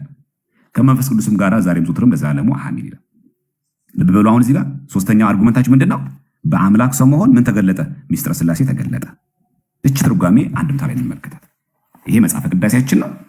መጽሐፈ ቅዳሴ አንድምታ ላይ እንመልከት እዚህ ጋር ማለት ነው። እሺ መጽሐፈ ቅዳሴ አንድምታችን ገጽ 44 ላይ ይሄንን ፍንትው አድርጎ አብራርተው እናገኛለን። ተመልከቱ እዚህ ጋር መጽሐፈ ቅዳሴ ላይ 44 ላይ ማለት ነው። እንዲህ ይለናል። ክርስቲያኖች በደንብ አድርጋችሁ እያነበባችሁ እንድትሄዱ ፈልጋለሁ። በደንብ አድርጋችሁ ይቅርታ፣ ገጽ 53 ላይ ካንተ ጋራ ከመንፈስ ቅዱስ ጋር ለሚለው ሚላል እዚህ ጋር ሀተታ ይልና አንድነት ሶስትነት የታወቀ ከሶስቱ አካላት አንዱ አካል ሰው ከሆነ ወዲህ ነውና። ምን ነው የታወቀው? የሚስጥረ ሥላሴ አንድነት ሶስትነት የታወቀው ከማ በኋላ ነው? ከሶስቱ አካላት አንዱ አካል ሰው ከሆነ ወዲህ ነውና። ስለዚህ አምላክ ሰው መሆን ምን ገለጠ? የሥላሴን አንድነትና ሶስትነት። ስለዚህ የሥላሴን አንድነትና ሶስትነት ማወቅ መገለጥ የድህነታችን አካል ነው። አምላክ ሰው ባይሆን ኖሮ ከሶስቱ አካላት አንዱ አካል አካላዊ ቃል ስጋችን ባይዋሃድ ኖሮ አንድነት ሶስትነት አይገለጥም ነበረ። የድህነታችን አካል ነው አንድነት ሶስትነት ማወቅ። የሥላሴን አንድነት ሶስትነትን ጨፍልቆ ስለ ነገርነት ማውራት አይቻልም ነው። ይሄ ማን የነገረን? ቤተክርስቲያናችን ስርዓተ ቅዳሴ ትርጓሜ አንድምታ ላይ ይሰማል። በደንብ ስሙ። ሀተታ ገጽ ስንት ነው? 53 ቁጥር ስንት ነው? 38 ስርዓተ ቅዳሴ ትርጓሜ አንድምታ ምዕራፍ 7 ላይ ሀተታ ይልና አንድነት ሶስትነት የታወቀው ከምን በኋላ ይላል? ከሶስቱ አካላት አንዱ አካል ሰው ከሆነ ወዲህ ነውና። ይሄ ድህነታችን አንዱ አካል ነው። እሺ አበው አባቶች እንዲህ ብለው መስክረዋል። እውነት የሥላሴ አንድነት ሶስትነት የታወቀው አካላዊ ቃል ሰው ሲሆን ነው ብለው ሃይማኖት አበው አለ ወይስ ስርዓተ ቅዳሴ ላይ ብቻ ነው ያለው? ሃይማኖት አበው ላይ አለ። ይሄ ስርዓተ ቅዳሴያችን ነው። ሃይማኖት ላይም አለ። ሃይማኖት አበው ምን ጋር ያለው ከተባለ ሃይማኖት አበው የጎርጎሪዎስ ገባሬ መንክራት ወይ ደግሞ የቂሳሪያው ጎርጎሪዎስ ወይ ደግሞ ገባሬ መንክራት ተብሎ የሚጠራው አባት ሃይማኖት አበው ላይ ዘግቦ እናገኛለን። ምዕራፍ 13 ተመልከቱ። እዚህ ጋር ክፍል 1 ላይ ቁጥር 10 ተመልከቱ። አብም እንዲሁ ይላል። ይኸው አብም እንዲሁ መጀመሪያ እንደውም ከዚህ ስታቁ ቁጥር 9 ስትጀምራችሁ ስታነቡ ነገር ግን ከሰው ወገን ማንም አያውቃቸው። ማን? ሥላሴ መቼ አወቃቸው? ነገር ግን ከሰው ወገን ማንም አያውቃቸው ነበረ። የእግዚአብሔር ልጅ ወልድ ዋህድ ሰው ሆኖ አባቴ እነሆ ስምህን ለሰው ሁሉ ገለጥኩ፣ እኔንም የባህሪ ልጅ እንደሆንኩ ያውቁ ዘንድ ዓለም ሳይፈጠር በነበረ ጌትነት ግለጠኝ ብሎ ካስረዳ በኋላ ነው እንጂ የአምላክ ሰው መሆን ነው ሚስጥረ ሥላሴን የገለጠው። ማንም አያውቃቸው ነበር። አልተገለጠም ነው። አልነበሩም አይደል? ሥላሴ ሎቱ ስብሐት ቅድመ ዓለምም ነበሩ። በብሉይ ኪዳን ዘመን ግን በግልጥ አልነበረም። አንድነት ሶስትነት ግልጥ ሆኖ የተነገረው መቼ ነው? በአምላክ ሰው መሆን። አካላዊ ቃል ወልድ ሲጠመቅ አብ በሰማይ ሆኖ የምወደው ልጄ ብሎ የባህሪ አባቱ እኔ ባይ የሆነ አካል ወልድ በተለየ አካሉ በደ ዮሐንስ ሲጠመቅ መንፈስ ቅዱስ በርግብ አምሳል በአምላክ ሰው መሆን ምን ተገለጠ? ሚስጥረ ሥላሴ። በደብረ ታቦርም ሦስቱን ደቀ መዛሙርት ወደ ረጅም ተራራ ሲወጣ እሱ ልብሱ ጸዓዳ ሆነ፣ መንፈስ ቅዱስ በደመና ብሩህ ደመና ጋረዳቸው። አብ ደግሞ የምወደው ልጄ እሱ ስሙት አለ። ሦስቱ አካላት ተገለጡ በዮርዳኖስና በየት? በደብረ ታቦር። እቺ ናት መሰረታዊ ጉዳይ። ይህንን ያብራራው እንግዲህ ጎርጎሪዎስ ተመልከቱ። አብም እንዲሁ ይላል። አብ ምን አደረገ? በደብረ ታቦር የምወደው ልጄ ይህ ነው ብሎ ከመሰከረው በኋላ እንዲሁም ሦስቱ በቅድምና የነበሩ ቀዳማውያን መበላለጥ የሌለባቸው አይበላለጡ ሩያን እንደሆኑ ያስረዱ ዘንድ በዮርዳኖስ መንፈስ ቅዱስን ከሰደደ በኋላ ነው እንጂ ምን የታወቀው? ሥላሴ። በደብረ ታቦር አብ የምወደው ልጅ አለ። ወልድ በተለየ አካሉ ጸዓዳ ሆነ። ሦስቱ ደቀ መዛሙርት ፍግም ብለው ወደቁ። ጴጥሮስ፣ ዮሐንስ እና ያዕቆብ አዕማደ ሐዋርያት የሚባሉት በዚህ ሞለኛ መልካም ነው አሉ። ሚስጥረ ሥላሴ ተገለጠ። አሁን ነሐሴ 13 የምናከብረው ደብረ ታቦር ሚስጥረ ሥላሴ ተገለጠ። በማን ሰው መሆን? በአምላክ ሰው መሆን። ከነገና እዚህ ጋር ይዝቅ ይለን ነው በዮርዳኖስ መንፈስ ቅዱስን ከሰደደልን በኋላ ነው። አብ የምወደው ልጅ አለ። መንፈስ ቅዱስ በርግብ አምሳል ወረደ። ስግው ቃል ደግሞ በእደ ዮሐንስ ሲጠመቅ አየን። ሚስጥረ ሥላሴ መች ተገለጠ? አንድነትና ሶስትነት በአምላክ ሰው መሆን። ስለዚህ የአምላክ ሰው መሆን የድህነታችን አንዱ አካል ነው ብለን ስንናገር ምን እያለን ነው? ሚስጥረ ሥላሴ ራሱ የተገለጠልን በአምላክ ሰው መሆን ነው። ክርስቶስ ሰው ባይሆን ኖሮ ለእኛ ባይገለጥ ኖሮ አንጸድቅም፣ አንድንም ገነት አይከፈትም ብቻ ሳይሆን ሚስጥረ ሥላሴ አንድነትም ሶስትነትም አይገለጥም ነበር ነው። ግልጽ ነው። ይኸው ጥቅስ አለ። ሀገር ጌታችን በዮርዳኖስ ሲጠመቅ ይኸው ማቴዎስ 3 13-17 ላይ፣ በደብረ ታቦር ደግሞ ማቴዎስ እዚሁ 17 1 ላይ። ምክንያቱም በሚስጥር ሲጠመቅ ሚስጥረ ሥላሴ ተገልጧል። በደብረ ታቦሩ ሚስጥረ ሥላሴ ተገልጧል። ከዛ ደግሞ አንደኛ ዮሐንስ 5:9 ላይ አብ ያለው ሁሉ ወልድ ያለው፣ ወልድ ያለው ሁሉ አብ አለው። ይህንን ካላወቅ ድህነት የለም፣ ጨፍልቀህ የለም። ይሄ የሥላሴ ትምህርታችን ነው።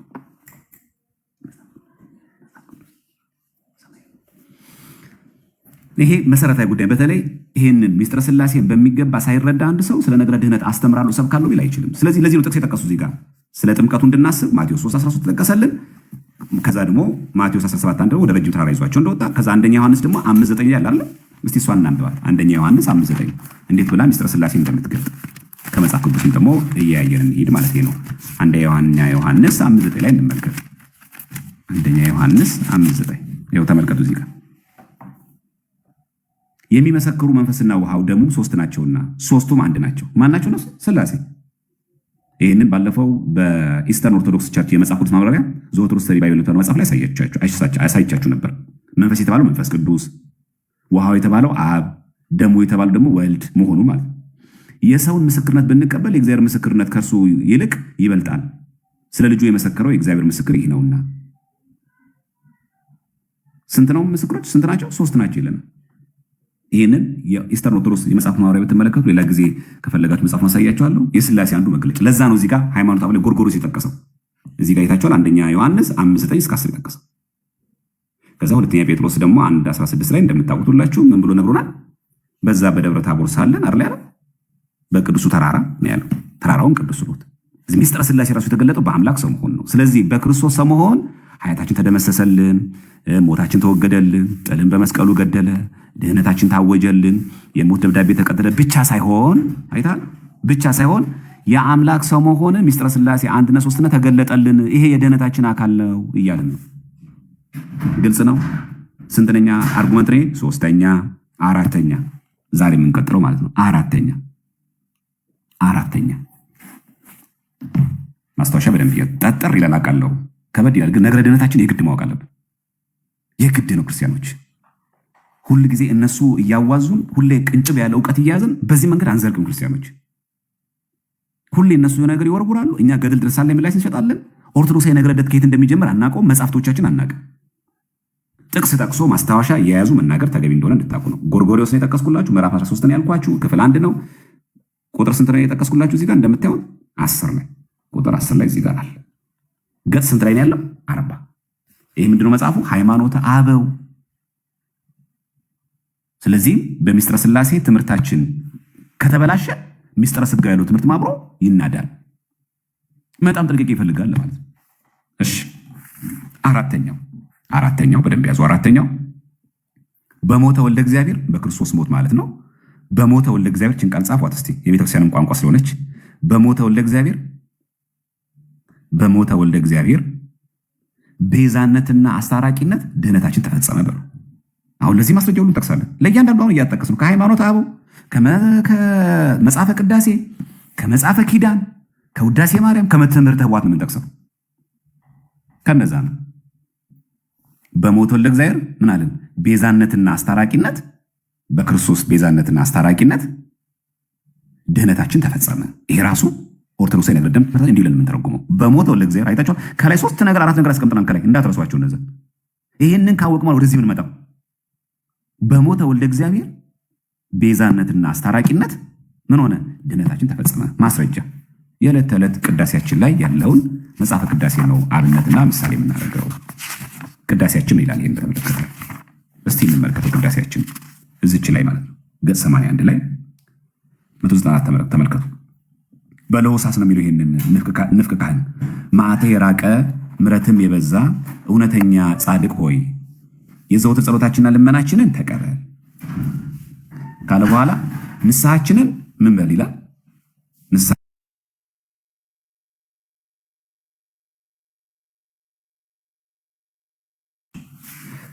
መዓተ የራቀ ምሕረት የበዛ እውነተኛ ጻድቅ ሆይ የዘወትር ጸሎታችንን እና ልመናችንን ተቀበል። በደንብ ስሙ። እዚህ ጋር ንስሐችንና ትህትናችንን መገዛታችንንም ሰማያዊት በምትሆን በከበረች ታቦት ፊትና ሰማያዊ በሚሆን በተቀደሰ በመሰዊያ ፊት ላይ በመሰዊያ ፊት ያለ ነውርና ያለ ነቀፋ ተቀበል። በተቀደሰ በመሰዊያ ፊት ያለ ነውርና ያለ ነቀፋ ተቀበል ካለ በኋላ እዚች ጋር ነው መፈልጋት ነች ነጥብ የከበረ የወንጌልህን ቃል ለመስማት ትእዛዝንም ሕግህንም ምስክርነትንም ለመጠበቅ የበቃን አድርገን በጌታችን በኢየሱስ ክርስቶስ ምን ስለ አንዱ ፈንታ 30 እና 60 100 ፍሬ እንሰጥ ዘንድ ባርከን። ይህን የሚያነበው ንፍቅ ቄስ ነው። በለሆሳስ ስለማንሰማ ነው። ብዙ ጊዜ የት ላይ ነው የሚገኘው? መጽሐፈ ቅዳሴ ቁጥር 194 ላይ ገጽ 81 ላይ ነው። አይታችኋል። እዚህ ጋር ያለችው ነጥብ የከበረ ወንጌልህን እንሰማ ዘንድ ነው የሚለው። የከበረ ማለት ነው የከበረ የወንጌልህን ቃል ለመስማት ትእዛዝህንም ሕግህንም ምስክርነትንም ለመጠበቅ የበቃን አድርገን ካለ በኋላ በጌታችን በኢየሱስ ክርስቶስ ስለ አንዱ ፈንታ 30 60 መቶ ፍሬ እንሰጥ ዘንድ ባርከን። ወንጌል ሰምቶ ፍሬ ማፍራት ይገባል ለማለት ትርጓሜ ሲመለከት ምን ማለት ነው? ባርከን ማለት ዝም ብሎ በቃ ይሄ ምናምን ነገር አካውንት ላይ ብር ይግባ ነው በቃ ታጻድቃል ምናምን ነገር ጠላት ሞተልህ ነው። ባርከን ማለት ያ ነው። 30 እና 60 መቶ ያመር ፍሬ እኮ እያለ ነው። የትኛው ፍሬ ነው? ባለሀብት አድርገን ነው? አሜሪካ ወሰደን ነው? ትልቅ ፎቅና ቪአይት መኪና እንድነዳ ነው ባርከን የሚለው? እስቲ ትርጓሜ አንድምታችን እንመልከት። ስርዓተ ቅዳሴያችን ላይ ያለውን ክፍል ርዕሳችን ምንድነው? እንዳትረሱት። በሞተ ወልደ እግዚአብሔር ቤዛነትን አስታራቂ ድነታችን ተፈጸመ። በዚህ አጋጣሚ ወንጌልኛ እናቅም፣ ወንጌልኛ ቤት የለም። የከበረ የወንጌልህን ቃል ለመስማት አይልም። ምን ያለ ቃል ነው? የከበረ ይህ እኮ ስርዓተ ቅዳሴ ላይ ያለ የከበረ የወንጌልህን ቃል ለመስማት የከበረ ነው። የወንጌል ቃል መስማት ብቻ አይደለም፣ ትእዛዝህንም ሕግንም ምስክርነትም ለመጠበቅ መስማት ብቻ አይደለም፣ መስራትም አለብን። ምስክር መሆን አለብን ለወንጌል የበቃን አድርገን። እሱ ካላበቃን አንችልማ። ሰሚ ብቻ አታርገን የወንጌልህን። ይሄ ብቻም አይደለም፣ አሁንም በጌታችን በኢየሱስ ክርስቶስ ስለ አንዱ ፈንታ ስንት እንድናፈራ 30 60 መቶ ፍሬ እንሰጥ ዘንድ ባርከን። ምን ማለት ነው? ይሄ ማለት እሱ ወንጌላችን ነው። ትርጓሜ አንድምታውን ይሄ መጽሐፈ ቅዳሴያችን ነው። አንድምታችን እስቲ ነው የኛ መተርጉማን እንዴት አድርጎ አመስጥረው እንደተረጎሙት ላሳያችሁ። ይሄን ሙሉ ቃል ባርከን የምትለውን ቃል እንዴት አለች ሚስጥር በውስጧ እንደያዘች ተመልከቱ። ስርዓተ ቅዳሴያችን አንድምታ ይሄው ስርዓተ ቅዳሴ ምዕራፍ 11 ላይ ያለ ይታያችኋል። ቁጥር 4 ተመልከቱ። ባርከን የምትለው ቃል በረከተ ስጋ በረከተ ነፍስን ሰጥተህ አክብረን ፍሬና ፈራ ዘንድ። ምንድነው ፍሬና ፈራ ዘንድ? በደንብ ስሙ። እዚህ ጋር ፍሬና ፈራ ዘንድ እንደሚል ችን ቃል ነው የምፈልጋት እኔ። ፍሬ ማፍራት ምን ማለት ነው? ፍሬ ክብርና በዛ ፍሬ ትሩፋት እናፈራ ዘንድ ስንት? 30 በአንዱ ፈንታ 30 60 መቶ ፍሬ ናለ። ምን እንደሚተመለከቱ ጥቂት ሰምተን ብዙ ሰራ ዘንድ። አይ ማንዘዛት አይደለም። በተለይ ስፔሻሊ የጠዋት ቅዳሴ ሰባኪያንና አባቶች እባካችሁ ጥቂት ሰምተን ብዙ ሰራ ዘንድ። ይሄ ነው ወንጌል ማለት። የጠዋት ቅዳሴውን አራውጠን ለስብከቱ ረጅም ሰዓት ያውም ደግሞ ከዕለቱ ወንጌል የወጣ ዝባዝንኬ የበዛበት ልመና የበዛበት ልብ ውልቅ የሚያደርግ ትምህርት። እባካችሁ እንደዛ ማለት አይደለም። ትርጓሜ እኮ ነው ቅዳሴ። ስለረዘም አይደለም። ቅልብጭ አለች የዕለቷን ወንጌል ምጥን ቅጥን አድርገው ጥፍጥ አድርጎ ከዕለቱ ምስባክ፣ ከዕለቱ ወንጌል፣ ከዕለቱ መዝሙር ዝማሬ ከሚቀርቡ ከያሬድ ጋር፣ ከዕለቱ ስንክሳር፣ ከዕለቱ ገጻዊ ጋር አስማምቶ ማስተማር ነው። በቃ አለቀ። ጥቂት ሰምተን ስንት እንሰራ ዘንድ ነው የሚለው? ጥቂት ሰምተን ብዙ ለመስራት። አሁን በደምብ ስሙ። አንድን ጥቂት ሰርተን ብዙ ክብር እናገኝ ዘንድ ካለ በኋላ በማን ነው የሚለው? በማን በጌታችን በኢየሱስ ክርስቶስ ስለ አንዱ ፈንታ። በማን ነው ይሄን የምናፈራው? በጌታችን በኢየሱስ ክርስቶስ። ምንድነው በጌታችን በኢየሱስ ክርስቶስ የሚለው? በደንብ ስሙ። እዚህ ጋር በኢየሱስ ክርስቶስ እግዚእነ ይልና በጌታችን በኢየሱስ ክርስቶስ ሰጭነት፣ ከዛስ አስታራቂነት፣ አብነት።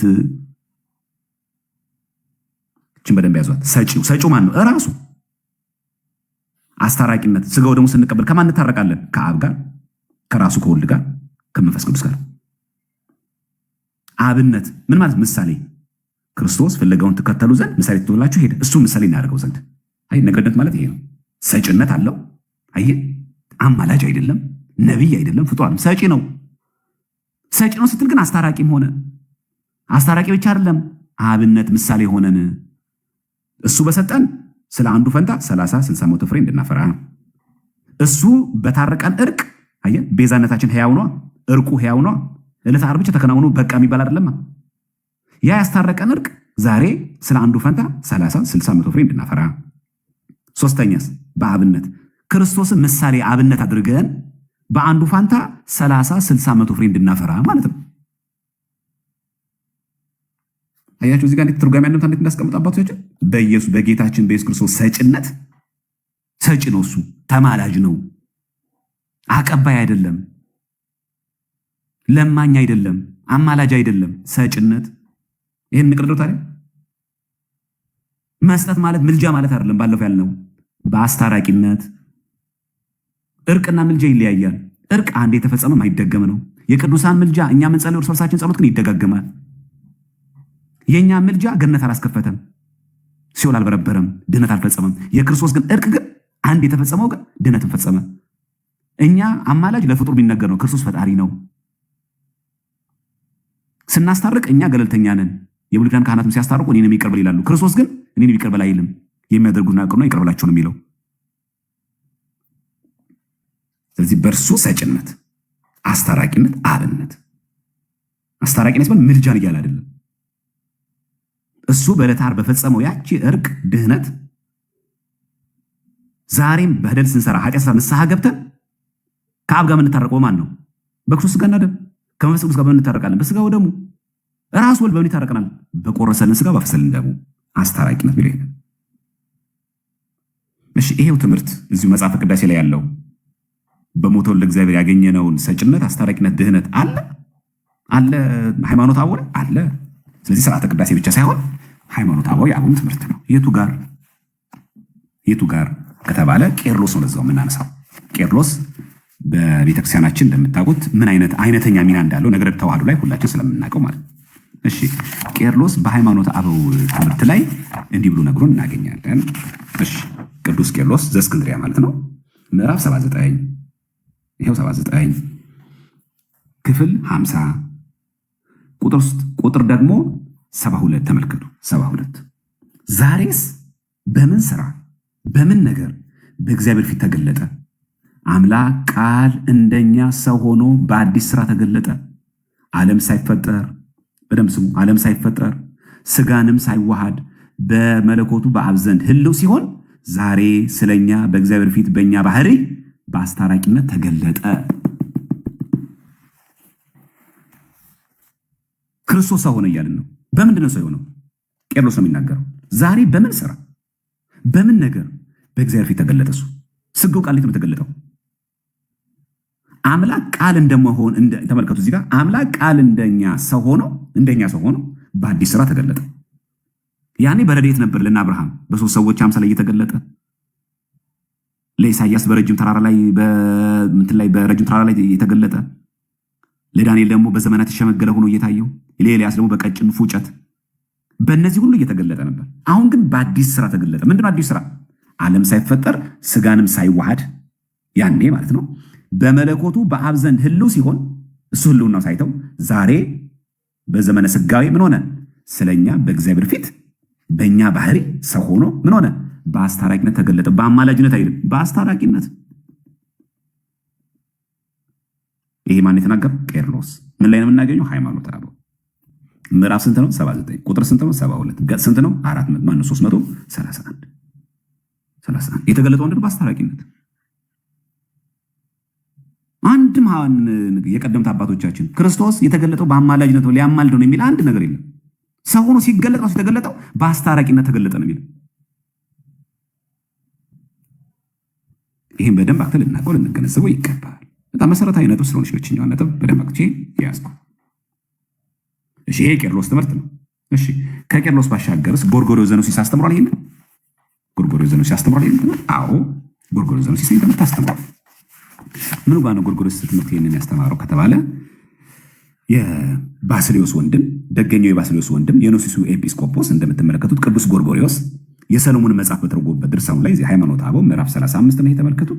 ክፍል 1 ላይ ቁጥር 7 ተመልከቱ። 7 ላይ እንደዚህም ወንጌላዊ ዮሐንስ እኛ ለአባቱ አንድ እንደሆነ ልጅ ክብር ያለ ክብሩን አየን አለ። በስጋ ባህሪ ግን ሰው ይባላል። በደንብ ስሙ። በስጋ ባህሪ ምን ይባላል? ሰው ይባላል። መስዋዕትነትን 1 አስታራቂነትን 2 እውነትን ገንዘብ ያደረገ እንደሆነ ስለ እርሱ ዮሐንስ እንደተናገረ ታወቀ። ምን ያደረገ? በስጋ ባህሪ ግን ሰው ይባላል። ማን? ክርስቶስ። መስዋዕትነትን ለእኛ ሲል መስዋዕት ሆነ። የምንበላው ስጋው ደግሞ ምንድን ነው? መስዋዕት ወንጌል አይደለም? መስዋዕት ኦሪት አይደለም እኮ አሁን እኛ የምንበላው የበግ የእንስሳ የፍሪዳ እኮ መስዋዕት አይደለም። ስብ አይጤስም፣ እንስሳት አይታረድም፣ ደም የለም የእንስሳት ደም። መስዋዕትነትን ከእንደገና አስታራቂነትን እውነትን ገንዘብ አደረገ። የባህሪ ገንዘቡ ነው። ገንዘብ አደረገ። መስዋዕትነትን፣ አስታራቂነትን፣ እውነትን ገንዘብ አደረገ። የባህሪ ገንዘቡ ነው። ማንን የተናገረው? ገንዘብ ያደረገ እንደሆነ ስለ እርሱ ዮሐንስ እንደተናገረ ታወቀ።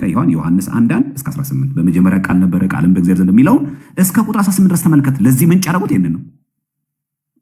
ስለዚህ ክርስቶስ ገንዘብን ያደረገው መስዋዕትነትን፣ አስታራቂ፣ ምልጃ የሚል ነገር የለም። ኦርቶዶክሳዊ ቤተክርስቲያናችን ትምህርት ምን ያክል ጥልቅ እንደሆነ እንድትረዱት ነው በዚህ አጋጣሚ ሁሉ ማነሳው። እሺ ይሄው ትምህርትስ በጎርጎሮስ ብቻ የሚቆም ነው አይደለም። ሃይማኖተ አበው ዘሱኑቲዩም አለ። ሃይማኖተ አበው ዘሱኑቲዩ የተባለው የእስክንድሪያው ኤጲስቆጶስ ነው። እሱም አባት ቤተክርስቲያናችን ደገኛ አባት ነው። በዚህ በሃይማኖተ አበው ትምህርት ላይ ደግሞ ዘሱኑቲዩ ምዕራፍ 110 ተመልከቱ። እዚህ ጋር ክፍል 2 ላይ ቁጥር 26 ተመልከቱ። 26 ላይ የነጎድጓድ ልጅ አንድነትን ሶስትነትን የተናገረ ዮሐንስ እንዳስተማረ ቃል ሥጋ ሆነ በእኛም አደረ፣ በአምላክነት በሰውነት ሥራ ሁሉ ፍጹም የሆነ ጌትነቱን አየን። እሺ ጥሩ። ጌትነቱንም በአባቱ እሪና እንዳለ አምላክነቱ በማን እሪና ነው ያለው? አየህ ስግው ቃል ስለሆነ ከአብ አያንስም። በአባቱ እሪና እንዳለ እንደ አንድ ልጅ ጌትነት ከአባቱ ጋር እኩል ትክክል ነው ካለ በኋላ ቤዛ ሆኖ መሰጠት፣ 1 ኃጢአትን ማስተሰረይ፣ 2 አስታራቂነትን ገንዘቡ ነው።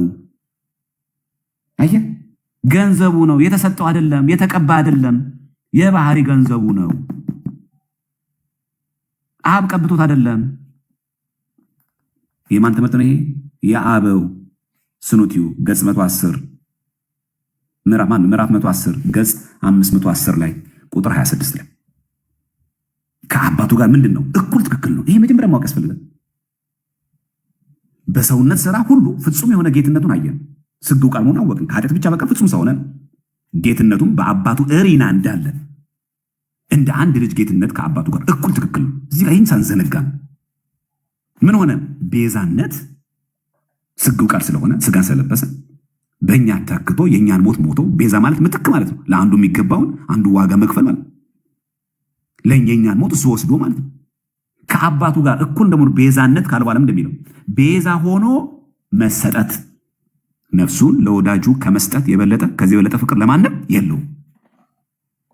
ለዛ ነው እዚህ ጋር ቤዛ ሆኖ መሰጠት። ምትክ ሆኖ ብቻ ለሚቀረው የእኛን ሞት ብቻ ነው የሞተልን። ከዛስ ኃጢአትን ማስተሰረይ፣ ይቅር ማለት፣ ከዛስ አስታራቂነት ገንዘቡ ነው። በቀደምት አባቶች ክርስቶስ ዋለ ስጋዩ አማላጅ ነበር ብሎ አልነገሩንም፣ አላስተማሩንም። አይቹ ቤዛነት ነው የሚባለው ኃጢአትን ማስተሰረይ፣ ይቅር ማለትና አስታራቂነት ገንዘቡ ነው።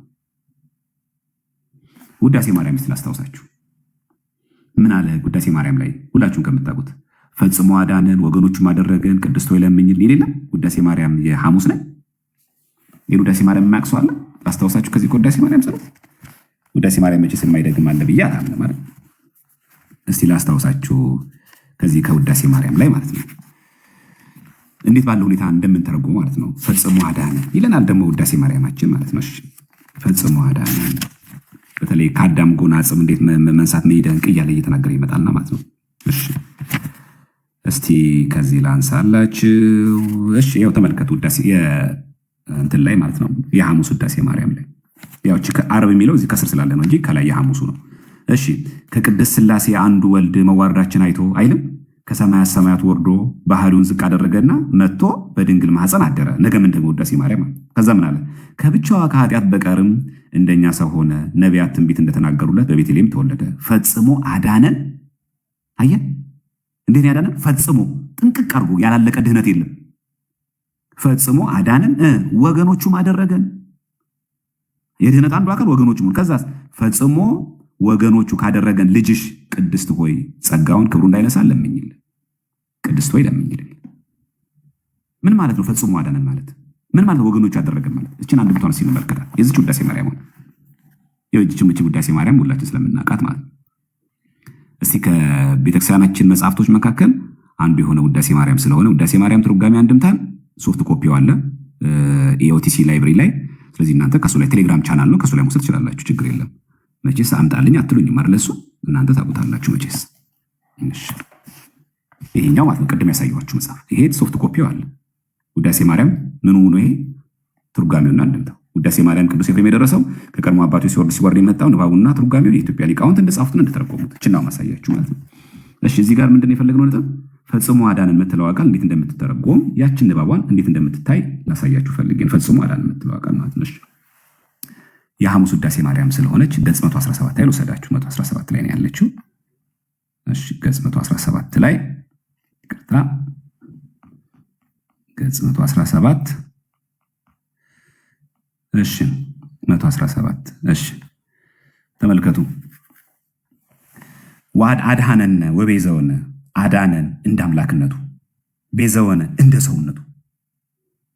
ፈጽሞ አዳነን የምትለው ቃል እኮ ይሄው ውዳሴ ማርያም የሐሙስ ትርጓሜ ገጽ 117። አሁን ቀላል አይደል? ውዳሴ ማርያም አሁን ነገ ሐሙስ ነው እንደግማለን። ስንደግም ዝም ብለን ነው በነሲም እንደግም ብዙዎቻችን። በእርግጥ አሁን ፍልሰታ ጾም ላይ ይተረጎማል። በደንብ አድርጋችሁ ስሙ ክርስቲያኖች።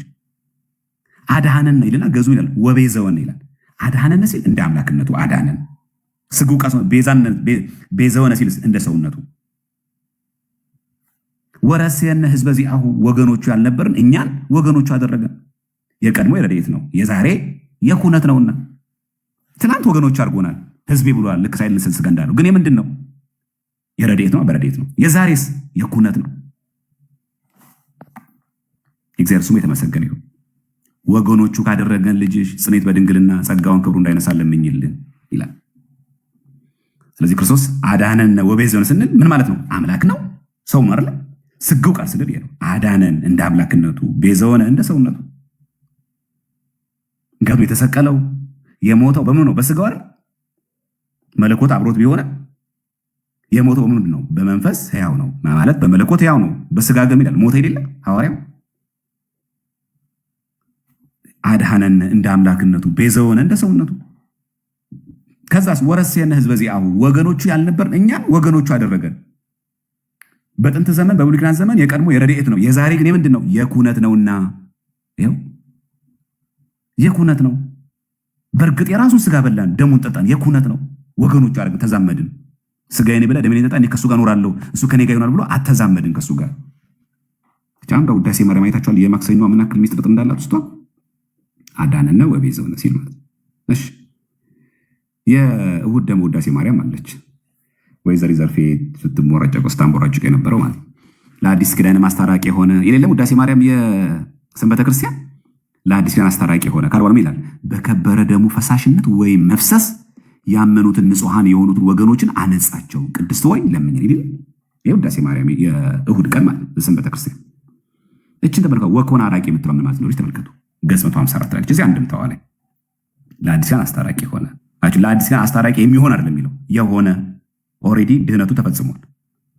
ብዙ ጊዜ ታድሶ መናፍቃን ስለሚጠቅሷት እችን በደንብ አጥቶ ከአንድምታው ላሳያችሁ። እንደ አዋቂም ስለሚያደርጋቸው ጨርሰነዋል እኮ ገብቶን የወጣ ነው ምናምን ስለሚሉ እችን ወኮነ አራቂ ለአዲስ ኪዳን ተመልከቱ እንደምትል። እሺ ይኸው ገጽ 154 ውዳሴ ማርያም ሰንበተ ክርስቲያን ወኮነ አራቂ ለአዲስ ኪዳን አይቹ ለወንጌል ሊቀ ካህናት ለመንግስት ሰማያት አስታራቂ ሆነ። ሊቀ ካህናት ማን ነው? ኢየሱስ ክርስቶስ። ንግግሩ ይሄ ነው። በቃ አማላጅ አይደለም የሚለው ለወንጌል ሊቀ ካህናት ምን ማለት ነው? ክርስቶስ ሊቀ ካህናት ሆኖ ሌሎች ካህናትን ይሾማል። ለመንግስት ሰማያትስ አስታራቂ ሆነ።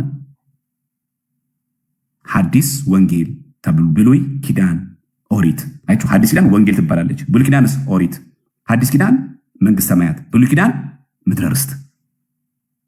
ይሄ ነው ልዩነቱ። በቃ በውሂዘ ደሙ ቅዱስ አንጾሙ ለማህይምናን ወለህዝብ ንጹሐን በከበረ በደሙ ፈሳሽነት በዓለመ ስጋና በዓለመ ነፍስ ያሉትን አዳናቸው። እኛን በህይወተ ስጋ የነበርነውንም ምድር ላይ የነበርነውንም የሞቱትንም ጭምር አዳናቸው። ይሄ ነው ትርጓሜው። ወኮነ ለአራቂ አዲስ ኪዳን ማለት ይሄ ነው። ለወንጌል ሊቀ ካህናት ለመንግስት ሰማያት አስታራቂ ሆነ። ምን ማለት ነው? ሐዲስ ኪዳን ወንጌል ትባላለች። አሁን እዚህ ጋር ወንጌል ያለት ማለት ነው ሐዲስ ኪዳን። ለሐዲስ ኪዳን ሊቀ ካህናት ሆነ። የብሉይ ኪዳን ሊቀ ካህናት ምን ነበሩ? ሞት የሚገዛቸው ሞት የሚያሸንፋቸው። ስለዚህ ሐዲስ ኪዳን ትባላለች ወንጌል። መንግስት ሰማያትስ ይሄው ሐዲስ ኪዳን ትባላለች። ስለዚህ ወንጌል የሚላት ማለት ነው ሐዲስ ኪዳን። ኦሪት ምን ትባላለች? ብሉይ ኪዳን ኦሪት ትባላለች። ብሉይ ኪዳን ኦሪት ትባላለች። ሐዲስ ኪዳን ምን ትባላለች? መንግስት ሰማያት። ብሉይ ኪዳንስ ምድረ ርስት። እስራኤላውያን የት ነው የገቡት? ምድረ ርስት። ከየት ወጥተው? ከግብፅ። ግብፅ የሲኦል፣ ምድረ ርስት የመንግስት ሰማያት። እኛም ከሲኦል ወጥተን ወደ ገነት ገባን። በሙሴ መሪነት እንደገቡ እኛ ደግሞ በክርስቶስ መሪነት ወደ መንግስት ሰማያት ገባን። ስለዚህ ሊቀ ካህናቱ ለሐዲስ ኪዳን ሊቀ ለወንጌል ሊቀ ካህናት። ወንጌል የሚላት ማለት ሐዲስ ኪዳን። ይሄው ሐዲስ ኪዳን ወንጌል አይለም እዚህ ጋር። ብሉይ ኪዳን ኦሪት ይላል። ከዛስ ሐዲስ ኪዳን መንግስት ሰማያት፣ ብሉይ ኪዳን ምድረ ርስት። ከዛ በከበረ ደሙ ፈሳሽነት የሚለው ምን ብሎ ይከምራል? በከበረ ደሙ ፈሳሽነት በዓለመ ስጋ በዓለመ ነፍስ ያሉትን አዳናቸው። ይሄ ምንድን ነው? ውዳሴ ማርያም ትርጓሜ አንድምታችን። ወንጌል የሚላት ማለት ነው ሐዲስ ኪዳን። ለሐዲስ ኪዳን ሊቀ ካህናት ማለት ነው ኢየሱስ ክርስቶስ። ዕብራውያን መልእክት ምንመለከተው ማለት አስታራቂ ሲልስ ለመንግስት ሰማያት። ገነት ተዘግቶ አልነበረ? አሁን ገነት ብቻ ለምንገባው ገነት ታልፋለች። መንግስት ሰማያት ምንገባው ቤት ነው። በሱ አስታራቂ ምን ማለት? በሱ አስታራቂነት ማለት ስጋውን በልተን ደሙ ስንጠጣ ነው የምናገኘው። ስለዚህ ከእርሱ ያልተገኘች ክህነት በምትሰጠው አገልግሎት ሐዲስ ኪዳን ማግኘት አይቻልም። ከሱ ውጭ የሱ ያቀረበልን የመንግስት መግቢያ በሩ ነኝ እንዳለው ሚስጥራትን ሳንፈጽም ጥምቀት ሳንጠመቅ ቅዱስ ሜሮን ሳናደርግ ስጋው ደግሞ ሳንቀበል መንግስት መግባት አይቻልም። ለወንጌል ሊቀ ካህናት፣ ለሐዲስ ኪዳን፣ ለመንግስት ሰማያት ደግሞ አስታራቂ እሱ ነው። የሐዋርያት ክህነት ከማን የመጣ ነው? ከክርስቶስ። እፍ አለባቸዋል የሚል ስልጣኑ የሰጣቸው ማን ነው? ኢየሱስ ክርስቶስ። ያ ስልጣን ሐዋርያት ለሐዋርያ ነው። እኛ ጋር ደርሶ ዛሬ ብፁዕ ወቅዱስ አቡነ ማትያስ ጋር ደርሷል። የእኔ ድቁና ክህነት ከዚህ ከሐዋርያት የተገኘ ነው። የሃይማኖታችን ሊቀ ካህናት ማን ነው? ኢየሱስ ክርስቶስ ነው። ለዚህ ነው ካህናት ሲያሳርጉ ጌታችን አምላካችን መድኃኒታችን ኢየሱስ ክርስቶስ የካህናት አለቃ ኃጢአትን የሚያስተሰሪ ለአባቶቻችን ለሐዋርያት ስልጣን ክህነትን የሰጠ የሚሉት። ለወንጌል ያሉት ነው ሐዲስ ኪዳን። ያው እዚህ ጋር ለወንጌል ሊቀ ካህናት ለመንግስት ሰማያት አስታራቂ ሆነ ካለ በኋላ ሐዲስ ኪዳን ወንጌል፣ ብሉይ ኪዳን ኦሪት፣ ሐዲስ ኪዳን መንግስት ሰማያት፣ ብሉይ ኪዳን ትባላለች ምድረ ርስት። ምድረ ርስት በምን ተተካ? በመንግስት ሰማያት። ኦሪት በምን ተተካች? በወንጌል። ግዝረት በምን ተተካች? በጥምቀት።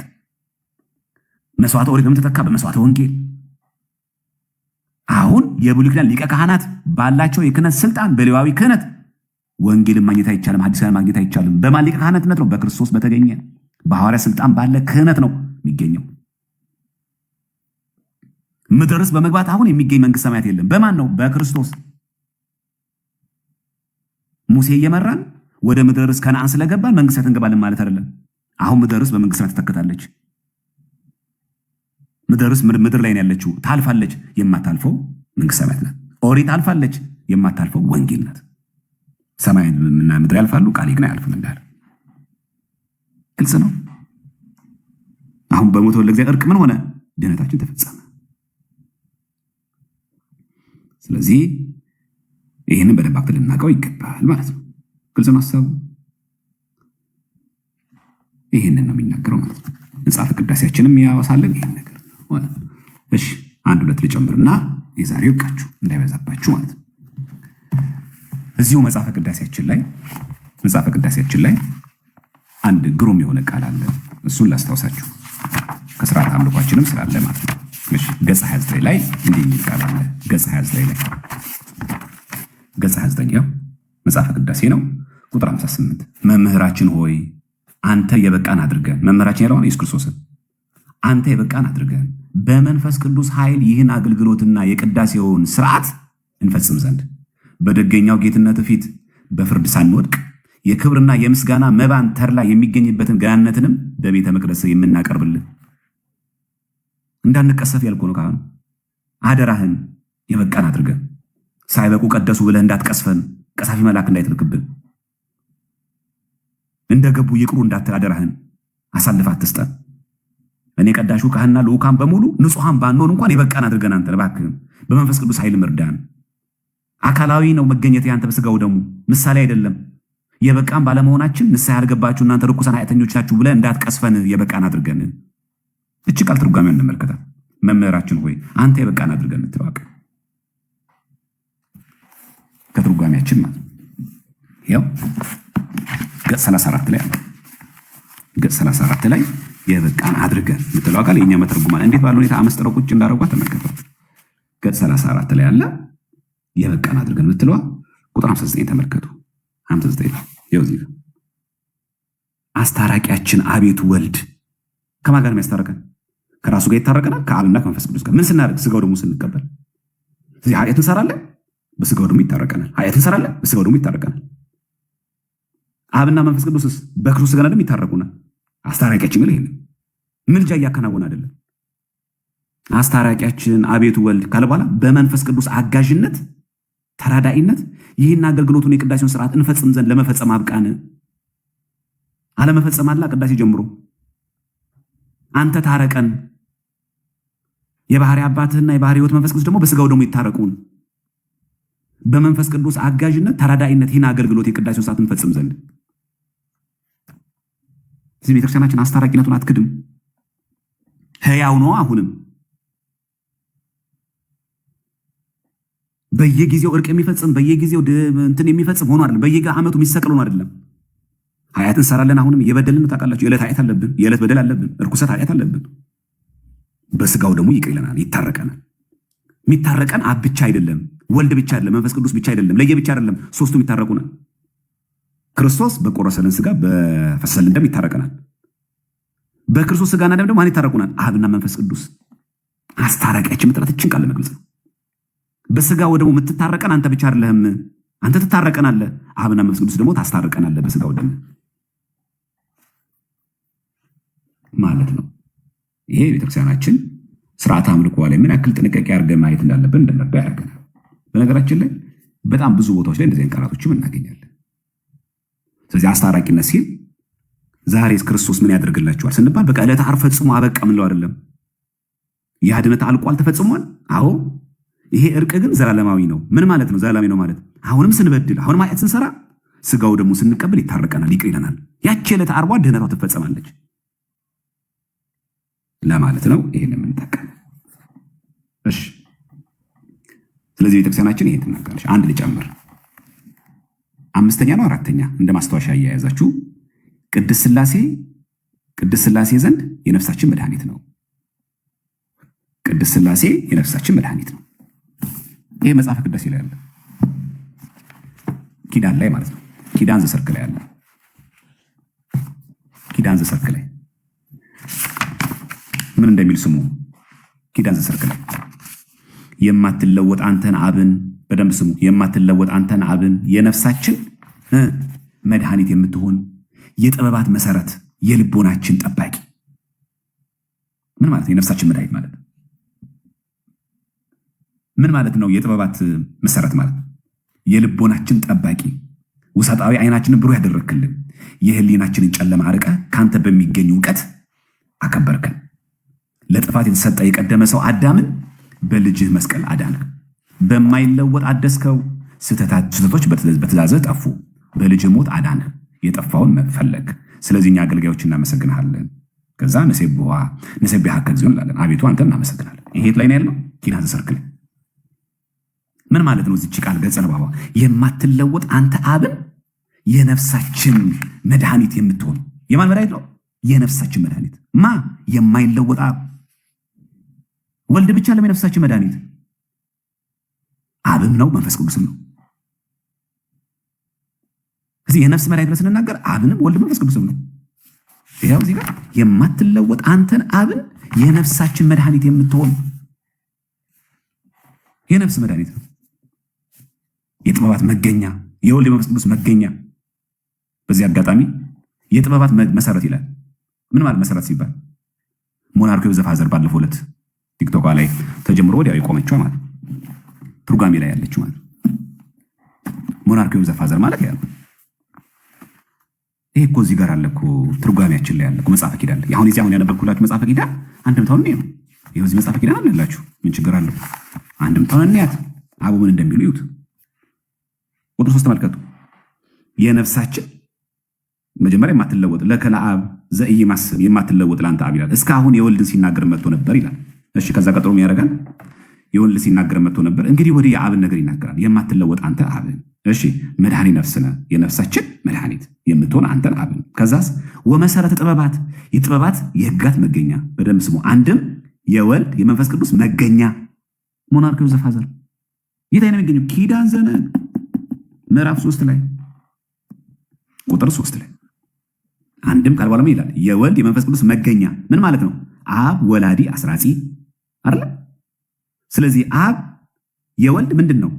ወላዲ፣ የመንፈስ ቅዱስስ አስራጺ። ስለዚህ ወልድ ቢወለድ ከአብ መገኛ ማለት ነው። መንፈስ ቅዱስም ቢሰርጽ ከማን? ከአብ። ስለዚህ የወልድም መወለድ ከአብ ነው መገኛው፣ መወለዱ ከአብ ነው። የመንፈስ ቅዱስን መስረጽም ከማን ነው? ከአብ ነው። አብ ግን ከዚህ ተወለደ፣ ከዚህ ሰረጸ፣ ከዚህ መጣ አይባልም። ሞናርኪ ኦፍ ዘ ፋዘር ማለት ነው። የባሲሎስ ዘቂሳርያ፣ ባሲል ዘግሬት፣ የጎርጎርዮስ ዘእንዚናዙ፣ የጎርጎርዮስ ዘኑሲስ የቀጰዶቅያ አባቶች ትምህርት ማለት መጽሐፈ ኪዳን ለትርጓሜ ላይ ያለ ነው። የጥበባት መገኛ የሚለው ቃል ብሎ የተረጉመው የወልድ የመንፈስ ቅዱስ መገኛ። ምን ማለት መገኛ ማለት? ቀዳሚ ነበር ማለት አይደለም። ከብርሃን የተገኘ ብርሃን እንደሌለም ውዳሴ ማርያም ማን ነው? ጸሎተ እንትን ላይ ስንደግም የዘውትር ጸሎት ላይ ከእውነተኛ አምላክ የተገኘ እውነተኛ አምላክ የተወለደ እንጂ ያልተፈጠረ ከባህሪ አባቱ ጋር የሚተካከል አለና ከብርሃን የተገኘ ብርሃን የተገኘ ከእውነተኛ አምላክ የተገኘ እውነተኛ አምላክ የተገኘ ማለት ቀድሞ ነበር ማለት አይደለም። ስለዚህ የወልድ የመንፈስ ቅዱስ መገኛ ሞናርኪ ኦፍ ዘ ፋዘር አንድም የአንድነት የሶስትነት መገኛ የምትሆን አንተን አብ ወልድ ቢወለድ ከአንተ ከአብ ከባህሪ አባቱ መንፈስ ቅዱስ ከአንተ ከአብ ይሄ ማለት ቀድሞ ነበር ትበልጣለህ ማለት አይደለም። በስላሴ ዘንድ በአብ ወልድ መንፈስ ቅዱስ መበላለጥ የለም። የነፍሳችን መድኃኒት የምትሆን አንተ አብን ወመሰረተ ጥበባት ነው ሲተረጉም ማለት። ስለዚህ የነፍሳችን መድኃኒት ማን ይባላል? ስላሴ ናቸው። ሞናርኪ ኦፍ ዘ ፋዘር የሚለው ቃል በዚህ አጋጣሚ ለእግር መንገዳችን የነካን ነው እንጂ ርዕሳችን ሆኖ አይደለም። ከዛ ቀጥሎም ይላል የስላሴ ርዕሳችን እንዳትረሱት። እቺ አራተኛዋ ነጥብ ምን የምትላት ቅድስት ስላሴ ምናችን ናቸው? የነፍሳችን መድኃኒት ናቸው። አብን አየን። አሁንም እዚህ መጽሐፈ ቅዳሴ ላይ እንዲህ የሚል ቃል እናገኛለን። አራት መሰረት ላይ ምን ይላል? እዚህ ጋር ለጥፋት የተሰጠ የቀደመ ሰው አዳምን በልጅህ መስቀል አዳንክ። በማን በልጅህ? በማን ልጅ? በአብ። ልጁ ማን ይባላል? ኢየሱስ ክርስቶስ። ስለዚህ በክርስቶስ መስቀል አዳንከን። ማዳን የማን ነው? የስላሴም ጭምር ነው፣ የአብም ጭምር ነው። ይኸው ለጥፋት የተሰጠ የቀደመ ሰው አዳምን ምን አረከው? በልጅህ በማን? በስግው ቃል በክርስቶስ መስቀል አዳንክ። ተሰቅሎ የሞተው ወልደ ልጅ ኢየሱስ ክርስቶስ ነው። በሱ መስቀለኛ ምን አረከን? አዳንከን። እንደ አዲስ ተፈጥሮ ተፈጠርን፣ በማይለወጥ አደስከው። ትርጓሜያችን ስንመለከት የግል ትርጉም እንዳይመስል እንዲህ ዝም ብለን በአማርኛ እያነበበ አንድ ሰው እንደሚተረጉም እንዳይሆን የዚህ መጽሐፍ ክፍል ቃል ምን ማለት ነው? ለጥፋት የተሰጠ የቀደመ ሰው አዳምን በልጅ መስቀል አዳንክ። አየህ፣ ድህነት የስላሴ ነው። ማን የተሰቀለልን? ወልድ ኢየሱስ ክርስቶስ ስግው ቃል። ማን የሞተው? ስግው ቃል በተዋህዶ ስጋ። ያዳንን ግን በልጁ መስቀል ግን ማን ነው? ወልድ ብቻ ያዳንን። አዳንከን ይላል እዚህ ጋር። ለጥፋት የተሰጠ የቀደመ ሰው አዳምን በልጅ መስቀል አዳንክ ነው የሚለው ኪዳን ነው። በየቀኑ የሚደገም ነው፣ የሚጸለይ ነው። በካህናት አለመቀበል አይቻልም፣ ግድ ነው። ክርስቶስ ከሙታን ከተነሳ በኋላ ከማድረጉ በፊት ለሐዋርያት ያስተማራቸው ለጥፋት የተሰጠ የቀደመ ሰው አዳምን በልጅ መስቀል ያዳንክ ነው የሚለው።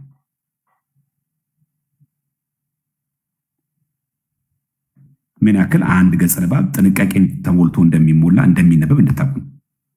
ስለዚህ ስህተቶች በትእዛዝ ጠፉ። በሞተ ለእግዚአብሔር በሞተ ወልድከ ወበሞተ ወልድከ ቤዛውከ፣ በልጅ ሞት ያዳን የጠፋውን ይፈለግ አንተ አብን። ስለዚህ በባለሟሎች አገልጋዮች እኛ እናመሰግናለን። ትርጓሜ ውስጥ እንመልከት። በልጅ ሞት አዳንክ እያለ አይደለም? በልጅ ሞት ያዳነው ማን ነው? ትርጓሜያችን አንድምታችን ላይ ገጽ 39 ተመልከቱ። እዚህ ጋር ማለት ነው ገጽ 39 ላይ ቁጥር 6 ይኸው ወበሞተ ወልድከ ቤዛውከ፣ በልጅ ሞት ያዳነ። ከዛስ ምን ማለት ነው? ወዘተገድፈ ሐሰስከ፣ ምን ማለት ነው? ለጥፋት የተሰጠ የሚለውን ቃል ከ99ኙ ነገደ መላእክት ተለይቶ የጠፋውን አዳምን በልጅ ህልው ሆነ። አይታል በልጁ አብረህ ተሰቅለህ አይደል? በልጁ ህልው ሆነ 3 ዓመት ከ3 ወር የፈለቀ አንተን አብን። አብ በእኔ እንዳለ እኔ በአብ እንዳለ ምን ብሎ ይላል? ስለዚህ የጠፋው አዳምን የፈለገው ማን ነው? ኢየሱስ ክርስቶስ። ከሱ ጋር ማን አለ? በሱ ጋር ህልው ሆኖ ማን አለ? አብ አለ። ኦርቶዶክሳዊ የነገረ ድነት ትምህርት ይሄ ነው። ክርስቲያኖች ከ99 ነገደ መላእክት ይኸው ትርጓሜ ነው እያሳዩ ያለሁት። ኪዳን ዘነግ ምዕራፍ 3 ላይ ገጽ 39 ላይ ነው ቁጥር 6 ላይ ከ99ኙ ነገደ መላእክት ተለይቶ የጠፋ አዳም በልጅ ህልው ሆነ። ምን ሆነ? 3 ዓመት ከ3 ወር የፈለቅ አንተ አብን። አቤቱ ስለዚህ እኛ ባለሟሎችን እናመሰግናለን። ስለዚህ 99 ማን ነው? ከ99ኙ ነገደ መላእክት የጠፋውን አንዱ አዳምን ፍለጋ ወልድ ክርስቶስ ቢመጣ በወልድ ውስጥ ህልው ሆኖ አብን ፈልጎናል፣ መንፈስ ቅዱስ ፈልጎናል። ቅድስት ሥላሴ የነፍሳችን መድኃኒት ፈላጊ ነው። ድህነት ለሶስቱ የሚሰጠው ለዚህ ነው። አሁ በተለየ አካሉ የጠፋ በግ አዳምን የፈለገው እሱ ተአምረ ማርያም ላይ ያለ አይደል? መቅድሞ ላይ የጠፋ በግ አዳምን የፈለገው ባገኘው ጊዜ ተሸከመው። እውነተኛ ቸር ጠባቂያችን ከአንቺ የተወለደ እመቤቴ ማርያም ወይ ሰላምታ ይገባሻል አይደል? የጠፋ በግ አዳምን የፈለገው እኮ ነው የሚለው። ባገኘው ጊዜ ደግሞ የተሸከመው። የታባ ምን አጠፈው? ቅጥቅጥ አላደረገው። እኛ እኮ ልጃችን ጠፍቶ እኮ ብናገኘው እስከምናገኘው ልባችን ስቅል ይላል። ካገኘነው በኋላ እኮ በጥፊ በእርግጫ ነው እኮ ልጃችን የታባ ብለን እንዳይደግመው ብለን ይህን እናገራለን ማለት። ስለዚህ በእኛ ቤተክርስቲያን ምን ብሎ እንደሚተረጎም በዚህ አጋጣሚ እንድታውቁት። እሺ ሁለተኛ ነገር አሁን ከዚህ ጋር እንደውም መያያዝ ያለበት ይረዝምባችኋል እንጂ እቺ መጽሐፈ ኪዳን አንድምታ ተመልከቱ። ግን ባጭሩ እቺ መጽሐፈ ኪዳን አንድምታ ተመልከቷት። እቺ መጽሐፈ ኪዳን አንድምታ ተመልከቷት። ሁላችንም ብናነባት ብዙ ጥቅም እናገኛለን። እውነቴን ነው የምላችሁ። እኛ ትልቁ ችግራችን አናነብም፣ አናስተውልም፣ አንጠይቅም፣ ዝም ነው የምንለው።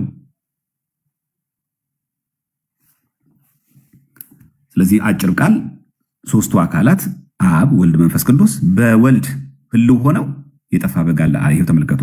ከ99ኙ ነገደ መላእክት ተለይቶ የጠፋ አዳምን በልጅ ህልው ሆነ 3 ዓመት ከ3 ወር የፈለክ አንተ አብን። ይሄ ኦርቶዶክስ የነገረደ ትምህርታችን እንደዚህ ነው። ንጥል አድርጎ ወልድ ብቻ ኢየሱስ ብቻ አይደለም። አዎ ስጋው ቃል ነው። ስጋ የለበሰ ነው የተመላለሰው በዚህ ምድር ላይ። በሱ ውስጥ ህልው ማን ሆኖ? አብ አለ። ራሱ እኮ የነገረን ወልድ ራሱ አብ በእኔ እንዳለ እኔም በአብ እንዳለ መኑ ብሎ እኮ ነገረን። ምን እናድርግ ከዚህ በለጠ?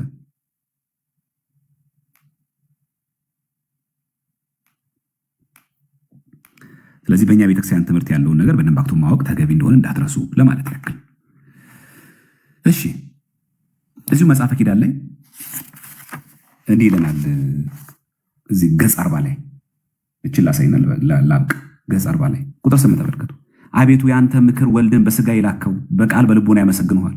ያንተን ቃል ወልድን፣ ያንተን ጥበብ ወልድን፣ ያንተን መጎብኘት ወልድን በስጋ ይላከው። ቃል ነው አይደል? ከእንደገናስ ዚአከ ጥበብ ይባላል፣ የአብ ጥበቡ ይባላል፣ መጎብኘትም ይባላል። ከዛ ምን አደረገ? እኛን ለማዳን ባህሪ ሰብን ለማዳን የሰውን ባህሪ ለማዳን በስጋ የተገለጸ አካላዊ ቃል ማን ነው? እሱ ወልድከ ወፍቁርከ እግዚእነ ኢየሱስ፣ ልጅ ወዳጅ ጌታችን እግዚእነ ኢየሱስ ክርስቶስ ዘአዘነ እምአሩተ ኃጢአት። ምን ማለት ነው? በኃጢአት ከመጣ ፍዳ ነፃ ያደረገ።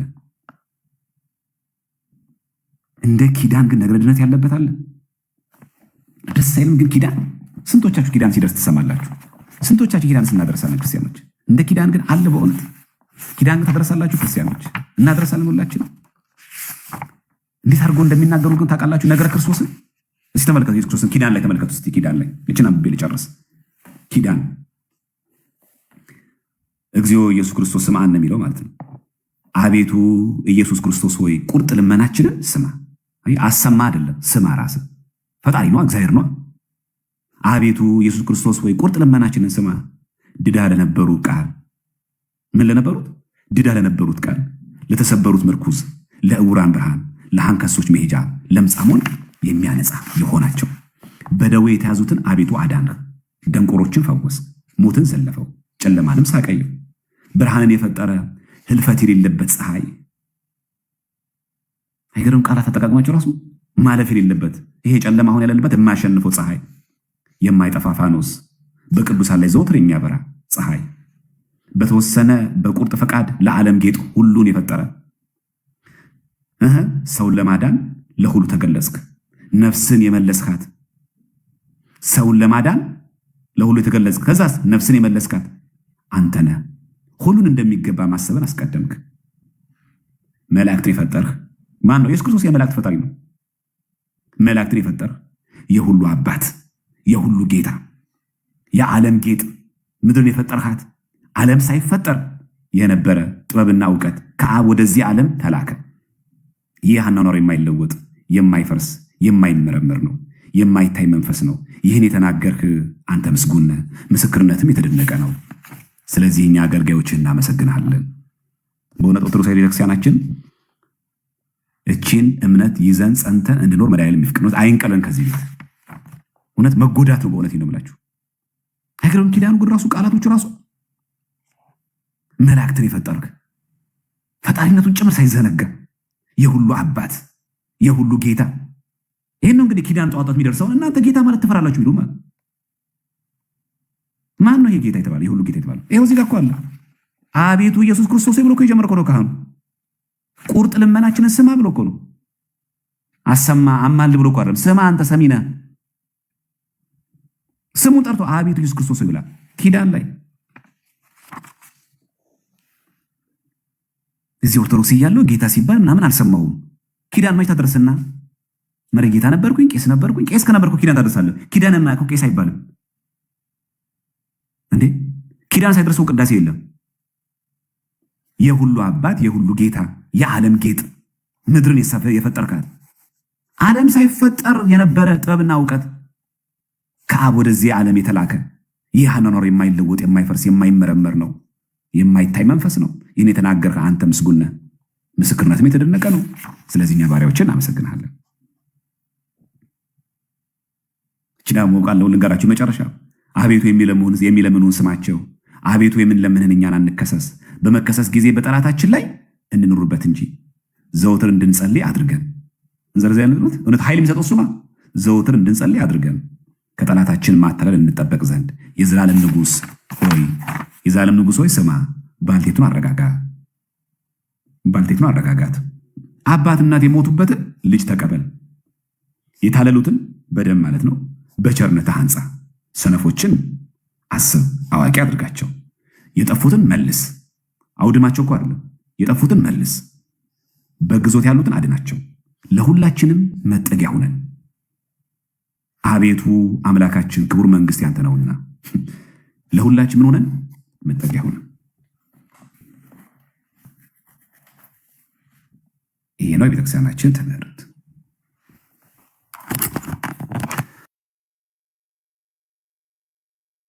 እንዴት ነው?